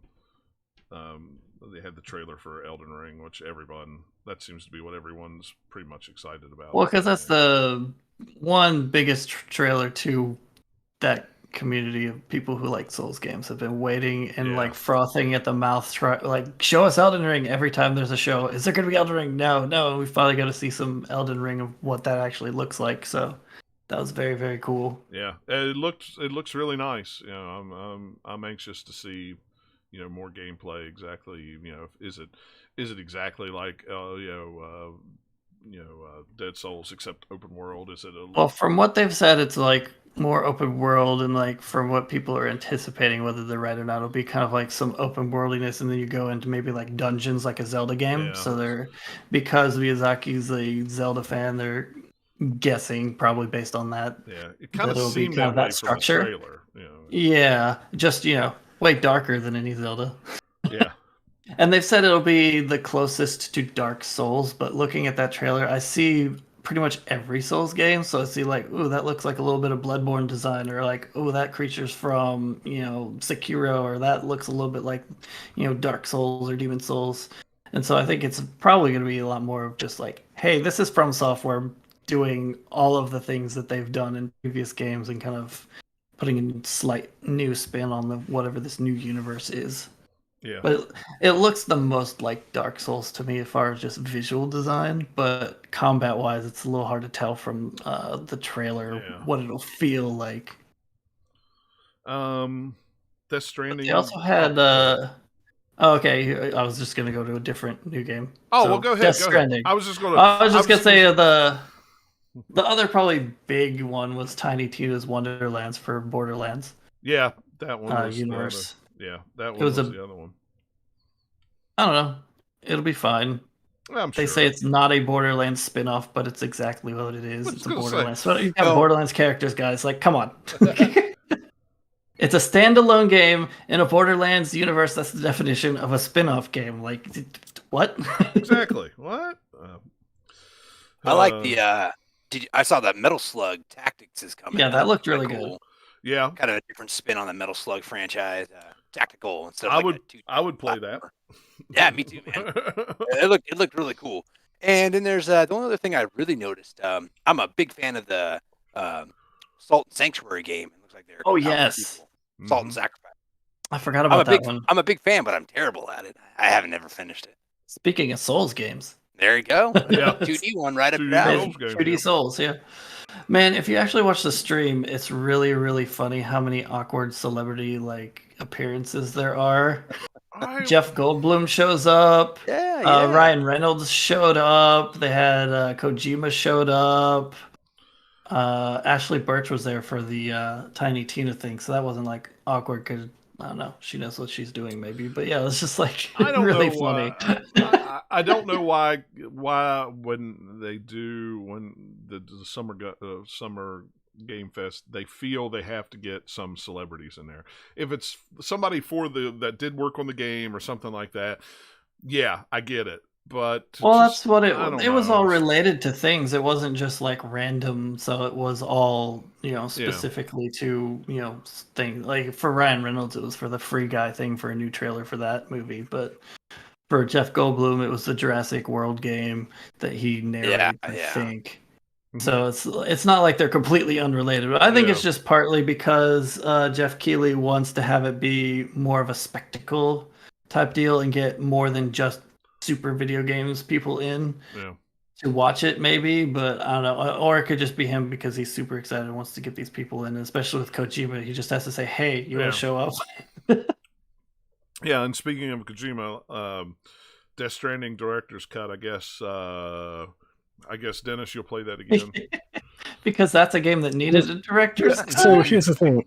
Here's the thing. I'm already planning on playing it again because a couple weeks ago I bought it on PC again. So I'm gonna be playing it again. It looks really good on PC. Yeah. It does because I really Anywhere it want looks to. real good. Yeah, and so whenever is that solely coming to PS5 or is that going to be like an I don't upgrade know. for existing people that own it on PC and PS4? Oh, like get it for a reduced price or something. Or Or if it's just a something. next gen I mean, update, is what I would hope. Yeah, because it's weird to you had it exclusive and then you made it multi-platform and then now you're making it exclusive again. That just seems I don't really understand that because only the PS5 logo came up when I saw the trailer, but it could otherwise be one of those things where it's like, it is coming everywhere, but they have that sort of deal with them to only show it exclusively for now. Well, I All mean, it because it says- was on PlayStation first and then came to other places, so maybe it's Yeah. the same case here. Yeah, but it's weird because it's like all it the same game. says is it does not have a release date yet, or a full reveal will be weeks away. Is what it says. Okay. It doesn't say anything about if it's just a next gen an update, and then you get it if you have the original, or if it's I'm going to assume it's a standalone game for $60. I'm going to guess maybe 50, but I figure it's a full price game. You had to buy the game. And with the crazy ways that you have to update games and move them over on for next gen updates on PS5 to PS4 anyway, it's probably just better for it to be an entire whole game than it is to be some kind of update. But so anything else stand out to anybody with the Summer Games Fest? Something weird that is like, why are they putting a 2B skin from Nier Automata into Fall Guys? That's true. Yeah. I mean, sure, but how did that come about? It was an odd, out of the blue thing. Like, sure, cool, I guess. Yeah, that's that. I saw that in the news, and I was just like, okay. I mean, it looks goofy and funny, but it's just like, all right, I guess maybe one of the other is a fan of the other's game or something, and they said, hey, can we put this in here? Who knows? Yeah, sure. Yeah, okay. Moving on to Square Enix. Guardians of the Galaxy was first presented. I missed the first 5 minutes of the game or the thing, and I thought it was an update for the Avengers. That's what I thought. I thought the exact same thing. And then they started. The deeper I got into it, I went, "Oh wait, this is a standalone game. I'll try it out. I mean, I'll buy it." I thought it looked interesting. And then you I thought realized it the looked game terrible. never ended. It just kept going and going. In To a me, it 40-minute looked- presentation, it took Yeah. 15 minutes. Yeah. Oh, It looked unfinished to a point that they wouldn't have wanted to show it yet to me, but maybe that's just because of me. Like, it just kinda needed got better that vibe a texture little bit. work, more Yeah. stuff in the Yeah. environments. It just seemed kind of There just was like no bare anti-aliasing bones. either. There was Yeah. like no anti-aliasing. And who knows what version of the game they showed. I don't know. I like the character designs. If Yeah. you're not going to be In doing 64 straight up from the years. movie, they looked decent. If you're not doing straight up from the movie, and you're kind of doing, it looks like it's kind of a hybrid between the comics and the movie. The Yeah. comics are in Yeah, it an entirely does. different direction than the movie is, and this looks like a nice happy medium. So I like the decisions you can make, the combat system, how you can kind of direct your guys on the fly, kind of stop, and you kind of hit this button to say this and that. I kind of like that. So, and it's a single player. So, and it's not open world. That was And yeah, it's that not- was yeah. So right there's two big selling points for me. It's single player and Hey, it's not open world. open world. Woo, not a bunch of Now, stuff. if Well, only here's- they can here's make the it look thing. better. Yeah. here's the thing. They So got time. it is being developed by Eidos Montreal. Now those guys are extremely talented. Now they mostly have done the Deus Ex series, so that's what they're like October 26th. mainly known for. But and then they did some. They collaborated with Crystal Dynamics on Shadow of the Tomb Raider as well as the original Tomb Raider, not Rise though, just the Tomb Raider reboot and Shadow. But otherwise, like their entire credits basically consist of Deus Ex. So if you like those games and the quality of those games, you kind of know what you're expecting going into. Oh yeah. In terms of, so I think it'll be a very good game. I think if so. it's so. I think it could be, but it's also completely different than the other stuff really that they've worked on. And it's not it's not leaning into their strengths, or at least is how I see them. So I think there's still room for it to not be good or not as good, I think, as kind of like Yeah, the it Deus seems- Ex games were, but it should be fine. Yeah, it seems like they've mostly just kind of like specialized in first-person experiences too. This seems like their first true Yeah. sort of third-person Mhm. thing. Also, because I just noticed like they also did the Thief remake in 2014. So another first-person game. So, you know, Yeah, this because is it's their like first true Deus first-person. Ex and Thief, all these immersive sim things, and then we're going off and doing like this other stuff. It's like, okay, it's not quite the same wheelhouse, but Right. yeah, I'm sure it'll probably be fine once they get it out. It'll just be, them doing something different, which, hey, Sure. good for you. Studios don't have to do the same kind of thing over and over. No, Yeah. not at all. No. Yeah. War for Wakanda for the Avengers. I need to get back and finish the Avengers game. I never did finish. So do I. So I'm like right at the end. I have like 2 more missions, man. I'm not even that close. It was one of those things where I first got to the section where you were joining people to play this certain where you had to jump into like an instance or whatever, and the thing kept glitching out. So finally, I just quit and I walked away. It was like I'll come back to it in 6 months. That game when you was so unfortunately buggy. So I need to boot it up and give it another shot. But speaking of games that would have been better as just a single player adventure as a game, but you know why they did it that way? So they can keep milking money out of it because they know they can. Even though, like, if you look at the concurrent players list, it's like barely anybody, doing multiplayer. Well, it's like, and plus the game is like, I think I seen it for as low as like $15 the other day on sale somewhere. It's like $15-$20. Not bad. Yeah, I mean, for $15-$20, sure. I got it for free, so I'm not complaining. I got it through like Verizon. Like, I'm not even joking. Like Verizon had some like crazy partnership with Square Enix, and they were like, "Hey, if you're a Verizon member, put in your phone number and do a couple other things, and then just like choose your platform, and you're good." I was like, "Okay, all right. Yeah, why not?"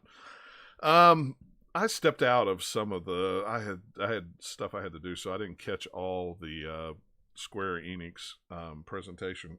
Babylon's Fall. I have no idea what that is. I wrote notes for all of it too. Then you take it. You take the reins, Dennis. You know what you're talking about. I don't. Well, Nathaniel, did you watch the whole thing as well? I did not. I kind of went through, but watched most of like the trailer parts and skipped any, some of the other things. So I did watch all of the Babylon's Fall trailer thing. Okay, so basically, in order, more or less, like it opened up with the Guardians of the Galaxy, which I thought initially was an expansion, and but apparently it is standalone, which is cool. And then of course they spent all of like 10, like literally 10, I want somebody to go back and count because it was literally 10 seconds that they spent announcing the remakes for Final Fantasy 1 through 6. That was where I walked out. Was after that because I was like, "What the crap? What are you doing?" I mean, this is these are the original Final Fantasy games, and you're telling me you're making a pixel perfect one. I need to see pixel perfect pictures, and you're only putting them on mobile and Steam. Give me a break. That's the part that bothered me. Is like there's a lot of Square Enix has been doing so many tone deaf like moves these last couple of years, and this is one of them. Of just like you guys really like that mobile platform, which for some reason does not include Switch. Because those would have been a perfect fit on the Switch. Perfect. Yep. I wonder if it's just something with just like I don't know. Just like it's super cheap for them to do, or it's like super easy for them maybe to do the board it or something. I don't know. I don't either. I know lots of people aren't happy. I saw lots of angry comments. Yeah, I mean, we barely saw anything, and even though I promise you it's probably not going to be much different other than an HD version of what already exists, and unless they start doing some HD 2D thing like they did with like they announced with Dragon Quest 3, but here, let me give Square some advice. You want to make some money off those remakes? Put them on Switch, physical edition, $60 for all 6 games. People will wait in line for them. I guarantee it. And not only that, but when you think about it, I think that's a fair deal because that's literally $10 per game. Yeah. Do a collection, toss across all consoles. You're gonna make. Yeah, it's gonna. But you know why they don't? They're gonna make plenty of plenty of money on the mobile versions and stuff. I guess. I mean, that's why they do it. Yeah, their mobile games are expensive. They're gonna be like, like 15 to 10 plus. 10 to 20 a piece. I think I looked a couple times on Android and I was like, whoa. Yeah. Crazy. They wouldn't keep doing it if they weren't making money. That's true. There you go. I feel like it's making them a lot of money. I want to see this sort of like metrics. Domestic versus international sort of revenue streams for them because I feel like they're making bank in Japan, but they probably aren't making as much in terms of mobile here. I could be wrong. Yeah, they might be doing pretty good in Europe. Yeah. Yeah, I can see that. But it's just weird to just be so hyper focused on the mobile platform for a lot of these games when, you have all these other outlets and you're just ostracizing everybody. It's just super weird. And with as successful as Switch is and continues to be, it just seems so tone deaf to just keep up with doing what they're doing. It's stupid to me. But I mean, they probably just have but one tiny somebody go team back doing and it count. and put no effort, and then they make money. So that's Yeah, probably could why. be. To do it for Switch, That they'd sounds have to about put right. more. They'd have to put more effort, even if it was a bare bones Yeah. thing. Yeah, that sounds about right. But yeah, I want anybody to go back and count because they couldn't have spent more than like 10, 20, 30 seconds on it. They really were just like speed running through their mobile games. Like it was hilarious, honestly. But and then after that, we saw a little bit more Marvel Avengers, but it was showing off the Black Panther Wakanda stuff, and it looked cool. But like we were talking about, John, it's we still need to go back and finish it. Yeah. So let me I'm play not through worried the game about before post-launch plans. I'm not worried about post. Yeah. This is like, what is this already? The Yeah. fourth or fifth one they brought out, something like that. Already. Yeah, and everything else has been so lackluster anyway. So it's like, I'm not, granted, this does look cool compared to the Hawkeye nonsense, but like, it's. Anyways, after that, they showed a little bit more mobile stuff, which was,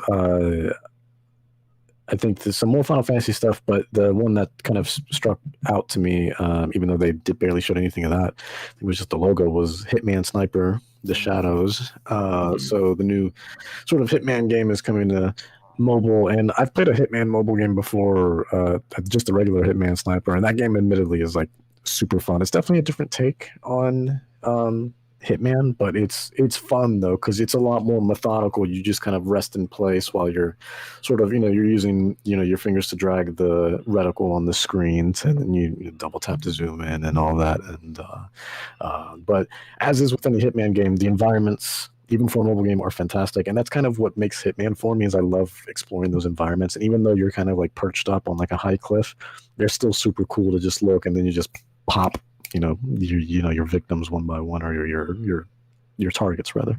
But yeah, again, they sped run through that, so it's another 10 seconds there. Barely saw anything, and after that, we basically saw a little bit of Babylon's Fall, which, I mean, I'm interested in it like a lot. However, that game needs a lot of improvement in terms of like just visually speaking, and it looks pretty janky at the moment too. Yes. I love hack and slash stuff, and this, if I'm not mistaken, is developed by Platinum Games. God bless them; they're one of my favorite studios. And the character design, as always with their games, is stellar and fantastic. However, it looks very early. And they have a beta going on right now. It is coming to all platforms, but the closed beta is happening right now exclusively on PS5, even though it's also going to be on PS4. So and Xbox One and Series X and S and PC and everywhere else basically. But the demo, for some reason, is only currently on PS5, and that runs until June 24th, I believe. So I'm going to download it after the show and try it out. Yeah, let me know how it is because I'm like massively interested. Usually anything Platinum like posts their name on, I'm like, okay, all right, let's go. Yeah, I usually am too. So yeah, so I love them. One of my favorite studios, but yeah, it looked a little on the rough side of things. And then speaking of rough, which we'll save that at the end because that's what was shown at the end. But there's another hack and slash game coming out that looks immensely rough. But we won't have to wait long because there's just one more game after this one, which is Life is Strange. Still looking good. I'm super stoked for Life is Strange True Colors. That one's coming out on September 10th. I almost said September 30th, but that's when the remastered collection is coming out. September 30th. So the fun part about this whole stream is if there were people streaming it and talking over it, they had like a no licensed music version. And this trailer is very weird because Life is Strange is just full of licensed music. Some of the other ones were too, but this one in particular, it just is just like just the voiceover dialogue, and that's it. And this whole thing has like, if you watch just the straight up trailer from like YouTube or wherever, it has all the music in it. But I was going back just to see some reactions to some stuff for a couple of like just gaming channels I like, and it's like, wait, what happened to the music? This is so weird. Yeah, it's they're retaining all the music, and honestly, the music for True Colors sounds like really nice too. It sounds awesome. yeah. Which Life is Strange has always been pretty consistent with really great fitting music. But yeah, this one, they just kind of explained more how you kind of use her. I think her name is Alex. Her sort of powers of just kind of being able to interpret and see people's emotion. They have this aura around them, all that happen to be different colors, hence the name True Colors. I totally skipped this part because I don't need anything more to sell me, and I want to go in a little bit more cold to it when it comes out. Just be like, experience, rather than saying like, hey, a 10-minute breakdown and then another one when it comes closer, and another trailer's like, it's fine. I know I like Life is Strange when you play it. Now, the remastered collection, they finally showed a little bit off of that. They did announce it back in March, but they didn't show anything. It was just like one of those, like, yeah, by the way, we're remastering these. It looks good, but it still looks very much like how it did. It looks just like a bare minimum upgrade, where it's kind of like, okay, this is what I remember it looking like, and then you'd be like, what? They didn't change anything, and then they wipe it away and be like, oh, okay, I see you did change, added a few polygons to it, but not exactly, like it looks polished up. It looks like they definitely added, bumped up the resolution a little bit. But overall, it kind of looks the same. They said they went back and redid the animations, even though it looked almost. But then they didn't really show anything where you would see that anyways. Right. So. Right. It was just conversations of just when people were sitting down, and you're not typically going to move or be super animated sitting down anyways. So it just wasn't. They didn't really show off that portion of it. But otherwise, Life is Strange 1 is one of my favorite games probably ever. So, and I'm super happy to see it be remastered. And I know if you buy the deluxe edition or the ultimate edition, whatever the $80 version is, that one does come with the remastered collection included as well. So I really like the trailer for remastered because they intercut Before the Storm and the Life is Strange 1 sort of together, and I was like, oh, that's an interesting way to kind of see it that way. Since they didn't come out that way, they were separate. It's fun seeing them kind of mixed together. Yeah, I wonder, which now makes me think, I wonder if they have like it'd be cool if they probably don't, but if they had like a mode where it would just kind of like seamlessly blend, like it's just one game where it blends the two rather than including both, being able to choose one or the other to play. Very interesting. Like you'd play it as kind of like flashbacks or something, the prequel one, because it is very much a prequel. So integrating it might be difficult to do that way, but it could be interesting. Like you're talking about something that happened in that one, and be like, let's go play that chapter. Yeah. Right.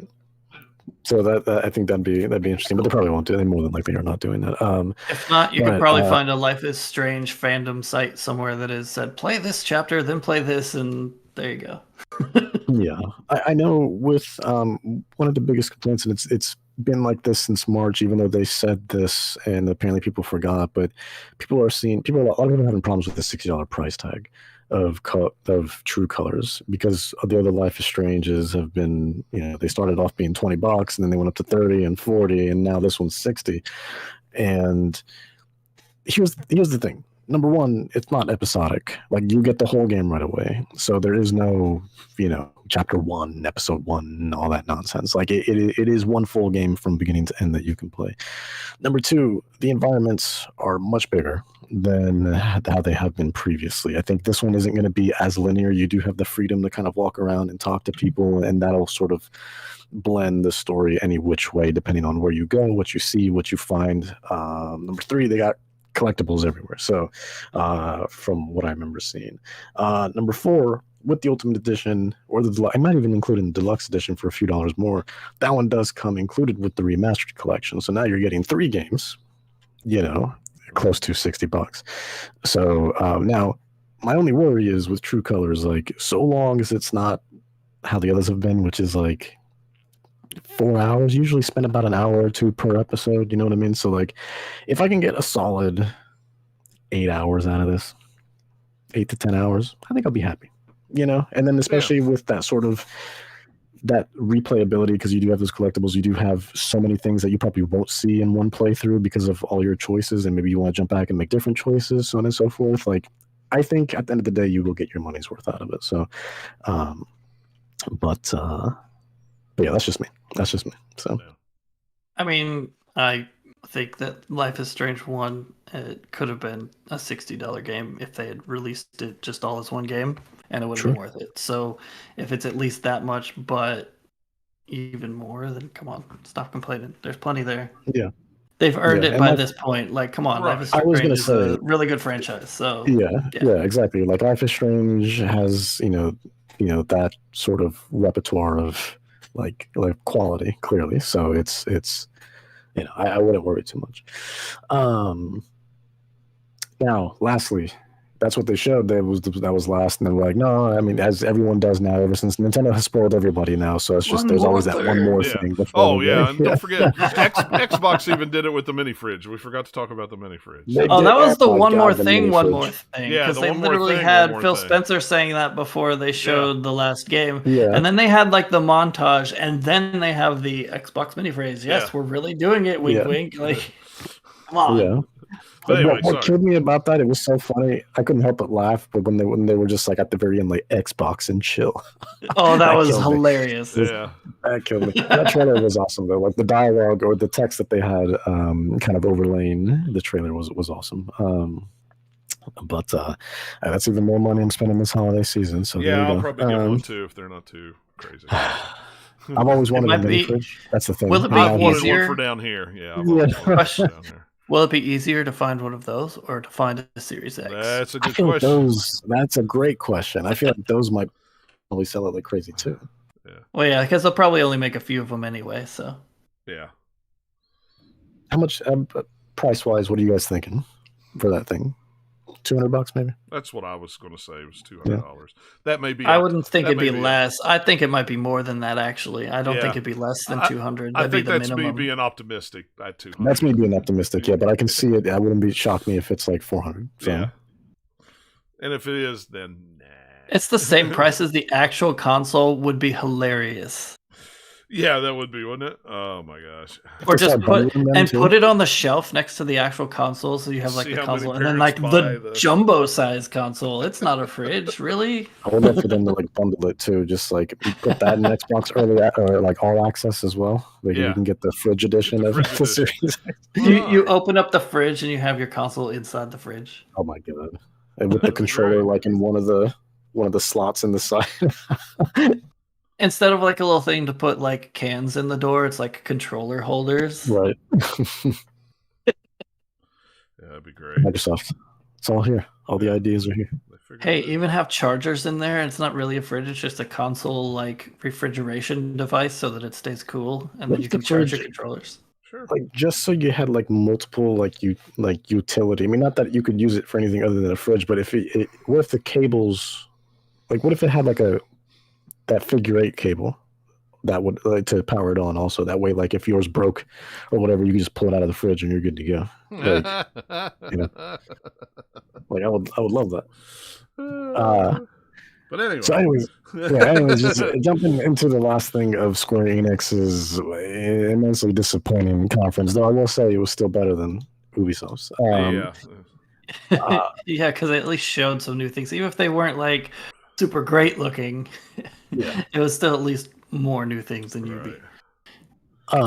But last but not least, and I read rumors about this too, which this pretty much confirmed it. This is a new Final Fantasy game that is being developed by Team Ninja, because there was rumors that there was going to be kind of like a hack and slash sort of like Final Fantasy coming out, and sure enough, Yeah, the Team rumors Ninja, was like it Koei Tecmo. was Final Fantasy Dark Souls was the rumors I heard. yeah, which just Yeah. didn't really look like. Well, I mean, other than it looks dark a little bit as far as just the art style, Yeah. but yeah. So this one's called Strangers of Paradise with a subtitle Final Fantasy Origin. And so yeah, it's being developed by Team Ninja and Koei Tecmo. And this one, man, like It looks I'm a like big they hack and had slash to rush to put this trailer together in time for the show and got it Yeah. finished like 2 minutes before, because it's like, hey, I'm fighting one enemy in this big environment that should have multiple enemies I'm fighting at once. At least it feels that way. And then like, hey, Yeah. I'm really, really, really, really going overkill on this tiny like bat enemy. Like that should just be, just a quick boom, it's dead, throwaway enemy, it's not anything special, but like they were like, yeah, no, he's gonna really, really kill this thing. Yeah, it's and what killed me also was like I noticed it right when one of the protagonists said this, which it made me laugh because somebody had tweeted, I think it was Sam Barlow, actually, the creator of Her Story and Telling Lies. He had tweeted, like, it's incredible how they were able to get. I mean, there was 3 guys, but like the main guy that they mainly showed with the shirt is like he said something along the lines of like, it's incredible how Square Enix managed to make the main character a perfect blend between like just like generic FPS guy and Final Fantasy guy, basically something along that lines. Let me see exactly what he said. He said, the fusion of shooter protagonist with JRPG protagonist here is incredible. And it's just a picture of like the main guy in the middle with like, the bleached hair and He looks to me like a slightly beaten up and a slightly broed up version of Sean William Scott. I can see that. I can see that actually. Oh my god. I can see that. Wow. Gee, that's probably where they got the inspiration to probably use him as reference. Probably. Wouldn't surprise me.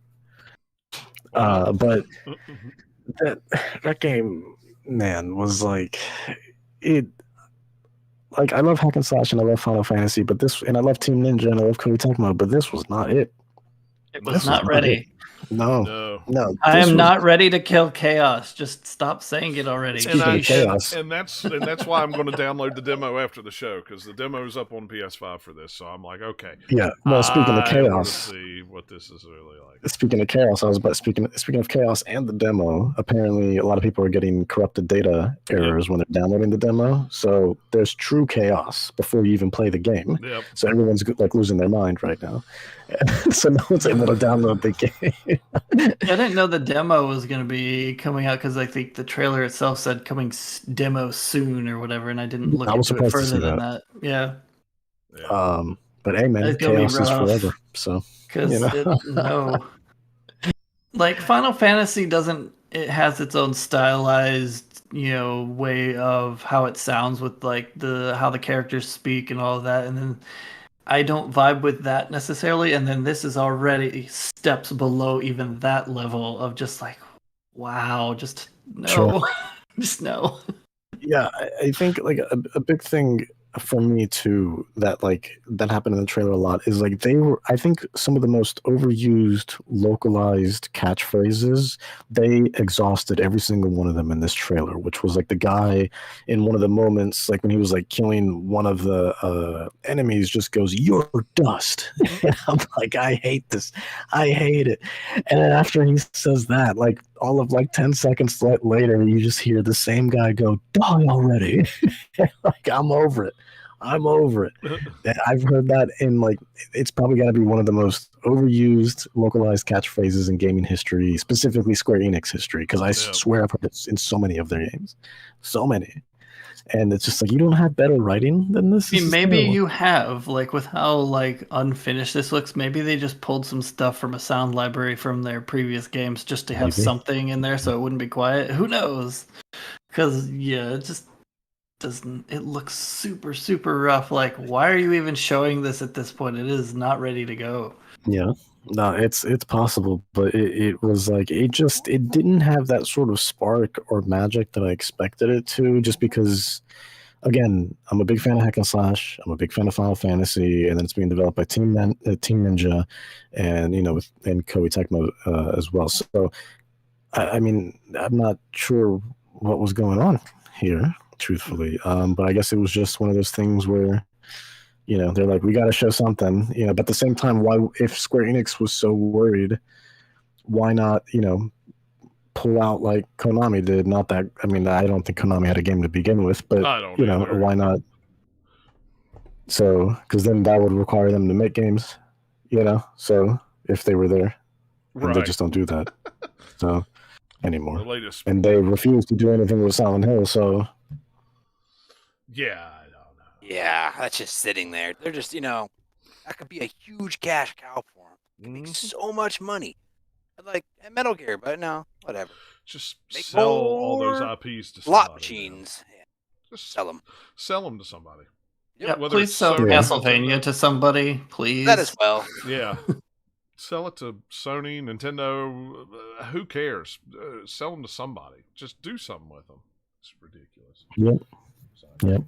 But yeah, no, that basically covers the entire yeah. Square Enix conference. Yeah, no, that they just ended off on such a unfortunate note. I mean, again, I'm always excited for anything and everything Final Fantasy, even if it looks mediocre. But it just, I don't know. It's, you know, look, it's in early development. You know, hopefully in due time it'll look better. You know, but as of now, first impressions, you know, not positive. So Yeah. I wouldn't be surprised if it goes back behind closed doors for a long time when we see it again in at least 2 years. Yeah, I it wouldn't wouldn't be shock me at all. surprised either. No, I wouldn't be surprised. Speaking of conferences that were, I don't know, Gearbox had one. I don't know why. Yeah, it's like, Gearbox, someone needs to tell you that you don't have to do a conference if you don't have enough to do one. Just put out a Right. quick thing of the Wait. actually good stuff, and then that's it. Yeah. I didn't watch it, but based on the Gearbox presentations I've seen at PAX, was there magic involved? Did he do a magic trick? That seems to be his thing. I don't know because I did not watch it. He always has some sort of magic trick that he does like in the beginning to like try to get you into it and stuff. I'm like, all right. I wouldn't be whatever. surprised if the only reason Gearbox did one is just because Randy Pitchford says, no, we have to do one. Have to. What are you do? Yeah, I mean, just for a 5-second recap, Godfall is coming to PS4 for some reason. I don't know why. Because I guess it didn't sell well enough on PS5. I don't know. It seems very odd. Who knows? Homeworld 3 is in production, everybody. That's great. They let us know it was in production. They could have sent out an email, but hey, you know. I think it's been in production for a bit. Yeah. And there was they talked about the Gearbox movie. That was it. Yeah, Borderlands movie set visit behind the scenes where we're blurring out anything you'd actually want to see, like what someone in costume looks like. Or Exactly. All right, and now on to the craziness that always is the craziness with E3.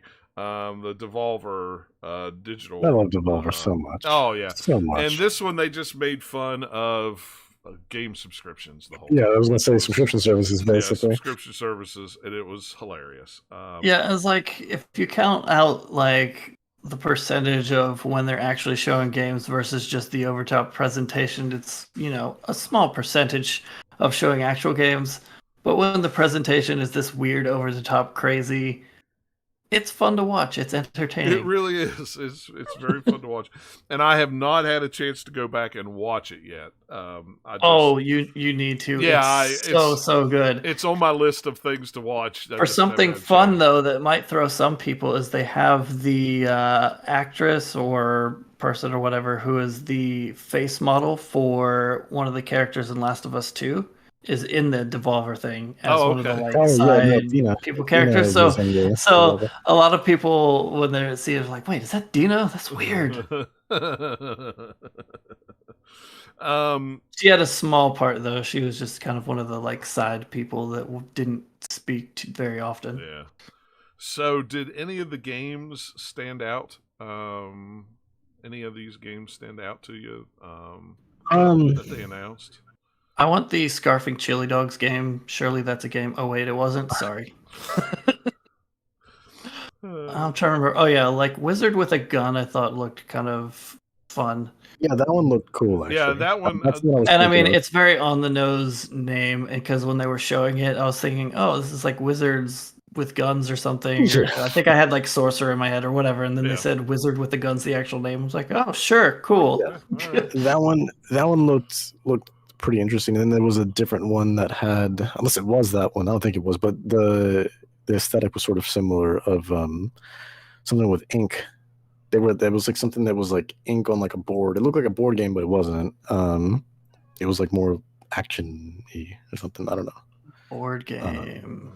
I don't know. Or they had I figured Inscription would be up your alley because it's very like creepy I think that's the one I'm thinking of. Psychological horror, and it has some like escape Yeah. room and cards, and like it's mushing a That's few the one I'm things thinking of. together. Okay, that's the one I'm thinking I of. just Yeah. didn't get Inky from that one, so but yeah, like that one Yeah. looked kind of cool. I think I just started thinking Inky because I swear to God, like there was like something where they said something about black ink, so I just started thinking, I started thinking of like Bendy and the Ink Machine, honestly, if anything. But I don't know. The card thing looks pretty cool. I'm getting but that one, Inscription, that's the one that really like Yeah. stood out to me. Yeah.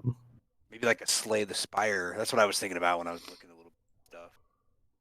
Yeah, like I said, I hadn't had a chance to go back and watch it yet. I'd seen I'll be keeping an eye on it. Yeah, I'd seen the stuff on Twitter about it, and I was like, "Oh, let me click on the link," and it took me to the website that I linked here, so it had all the games on it. So it was like, well, some of these look really interesting, and I always liked watching their E3 stuff. It's always good. Yeah. So. Death's Door also looked kind of cool. It has a good art style to it that I liked. Which one? Death's Door Death's was another Door. one that they showed. Yeah, that one looked kind of cool. That was coming out in like late July, I think, so it's not even that far off. Let me see. I just passed it. Yeah, July 20th.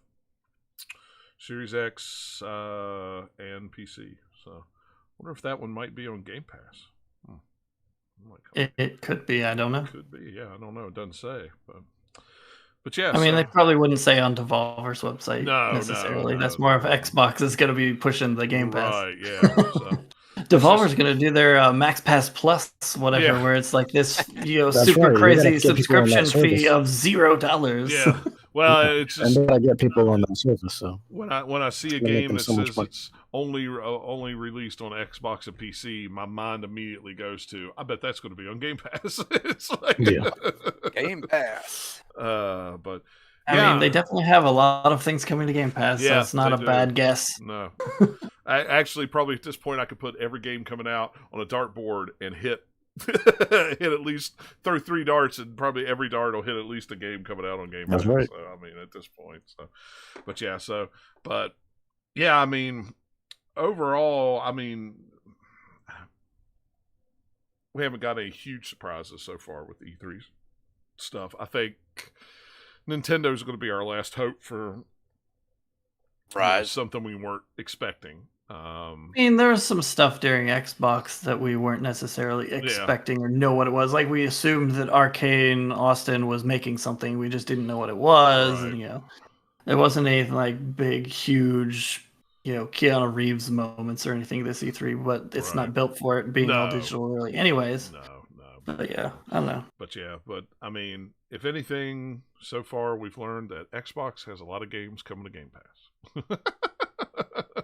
And to that we say, of course they do, because that's part of their selling points. Yeah. And and apparently because games are coming to Game Pass, people who are not Game Pass, who do not like Game Pass, think it's an awful thing. So that's kind of the gist I get when I read. You're just jealous you don't have it or something. I don't know. It's like I don't know. It's stuff drives me crazy. It's and I've already been in a discussion with somebody today about how Game Pass is not sustainable, how it's not making any money, how it's not going to make any money, and I'm like, look.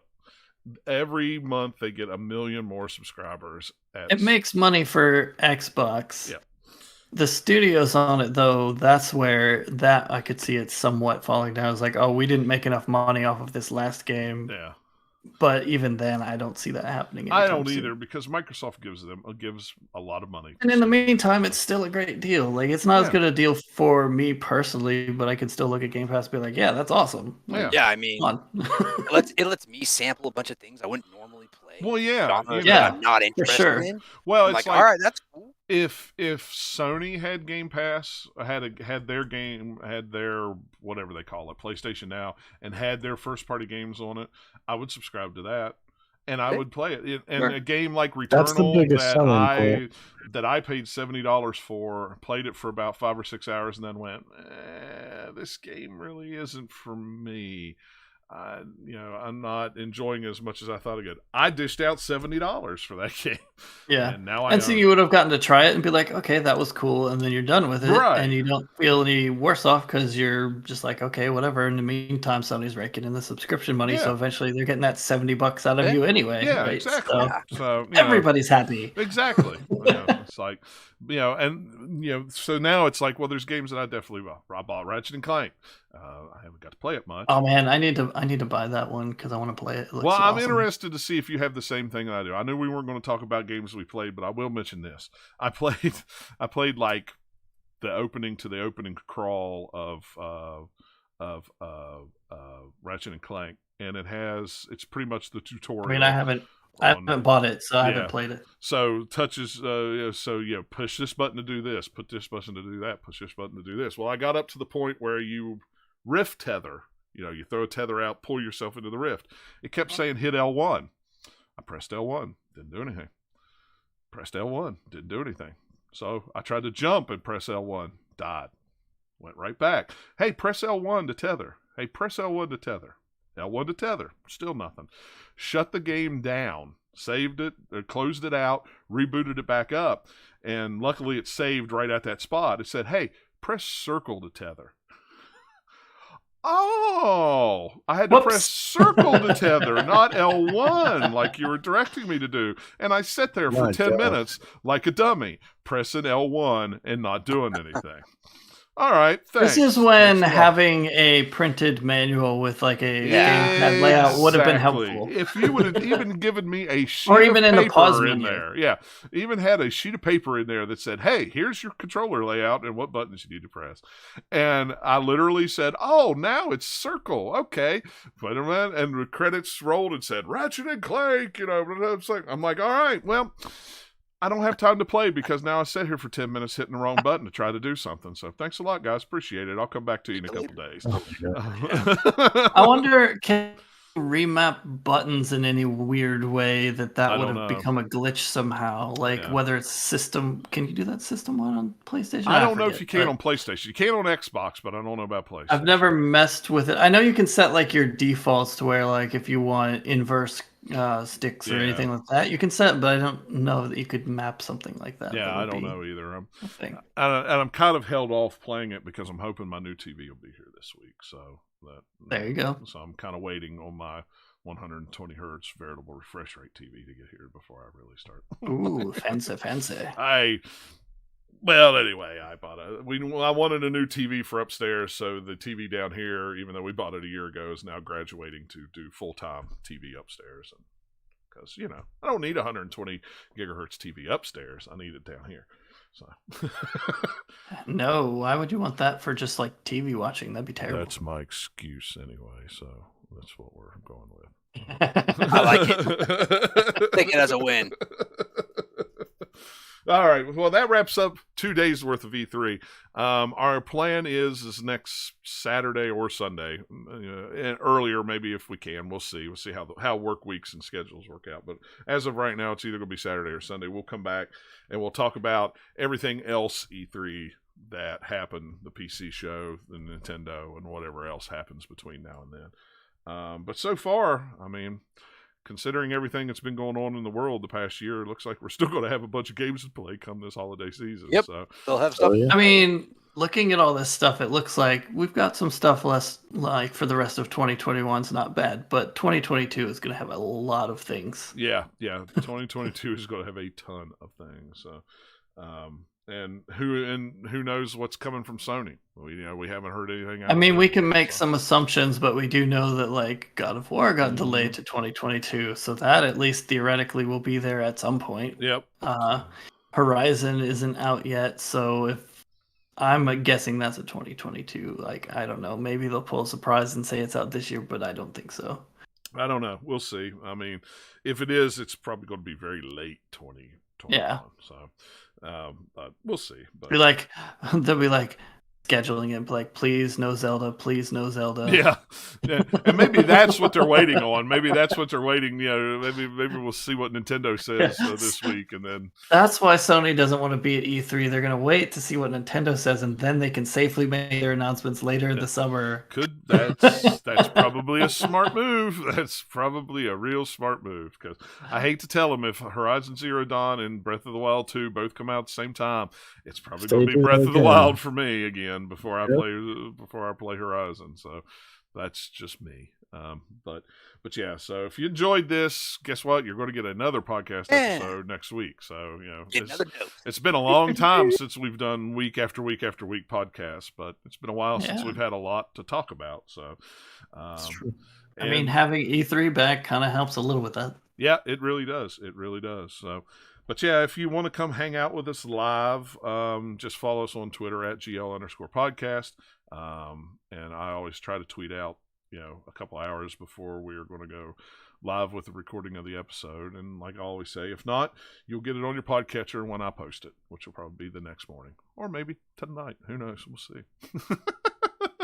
All right, guys. Well, thanks a lot for hanging out and listening, and we will catch you all in a week. Take care. See you guys later.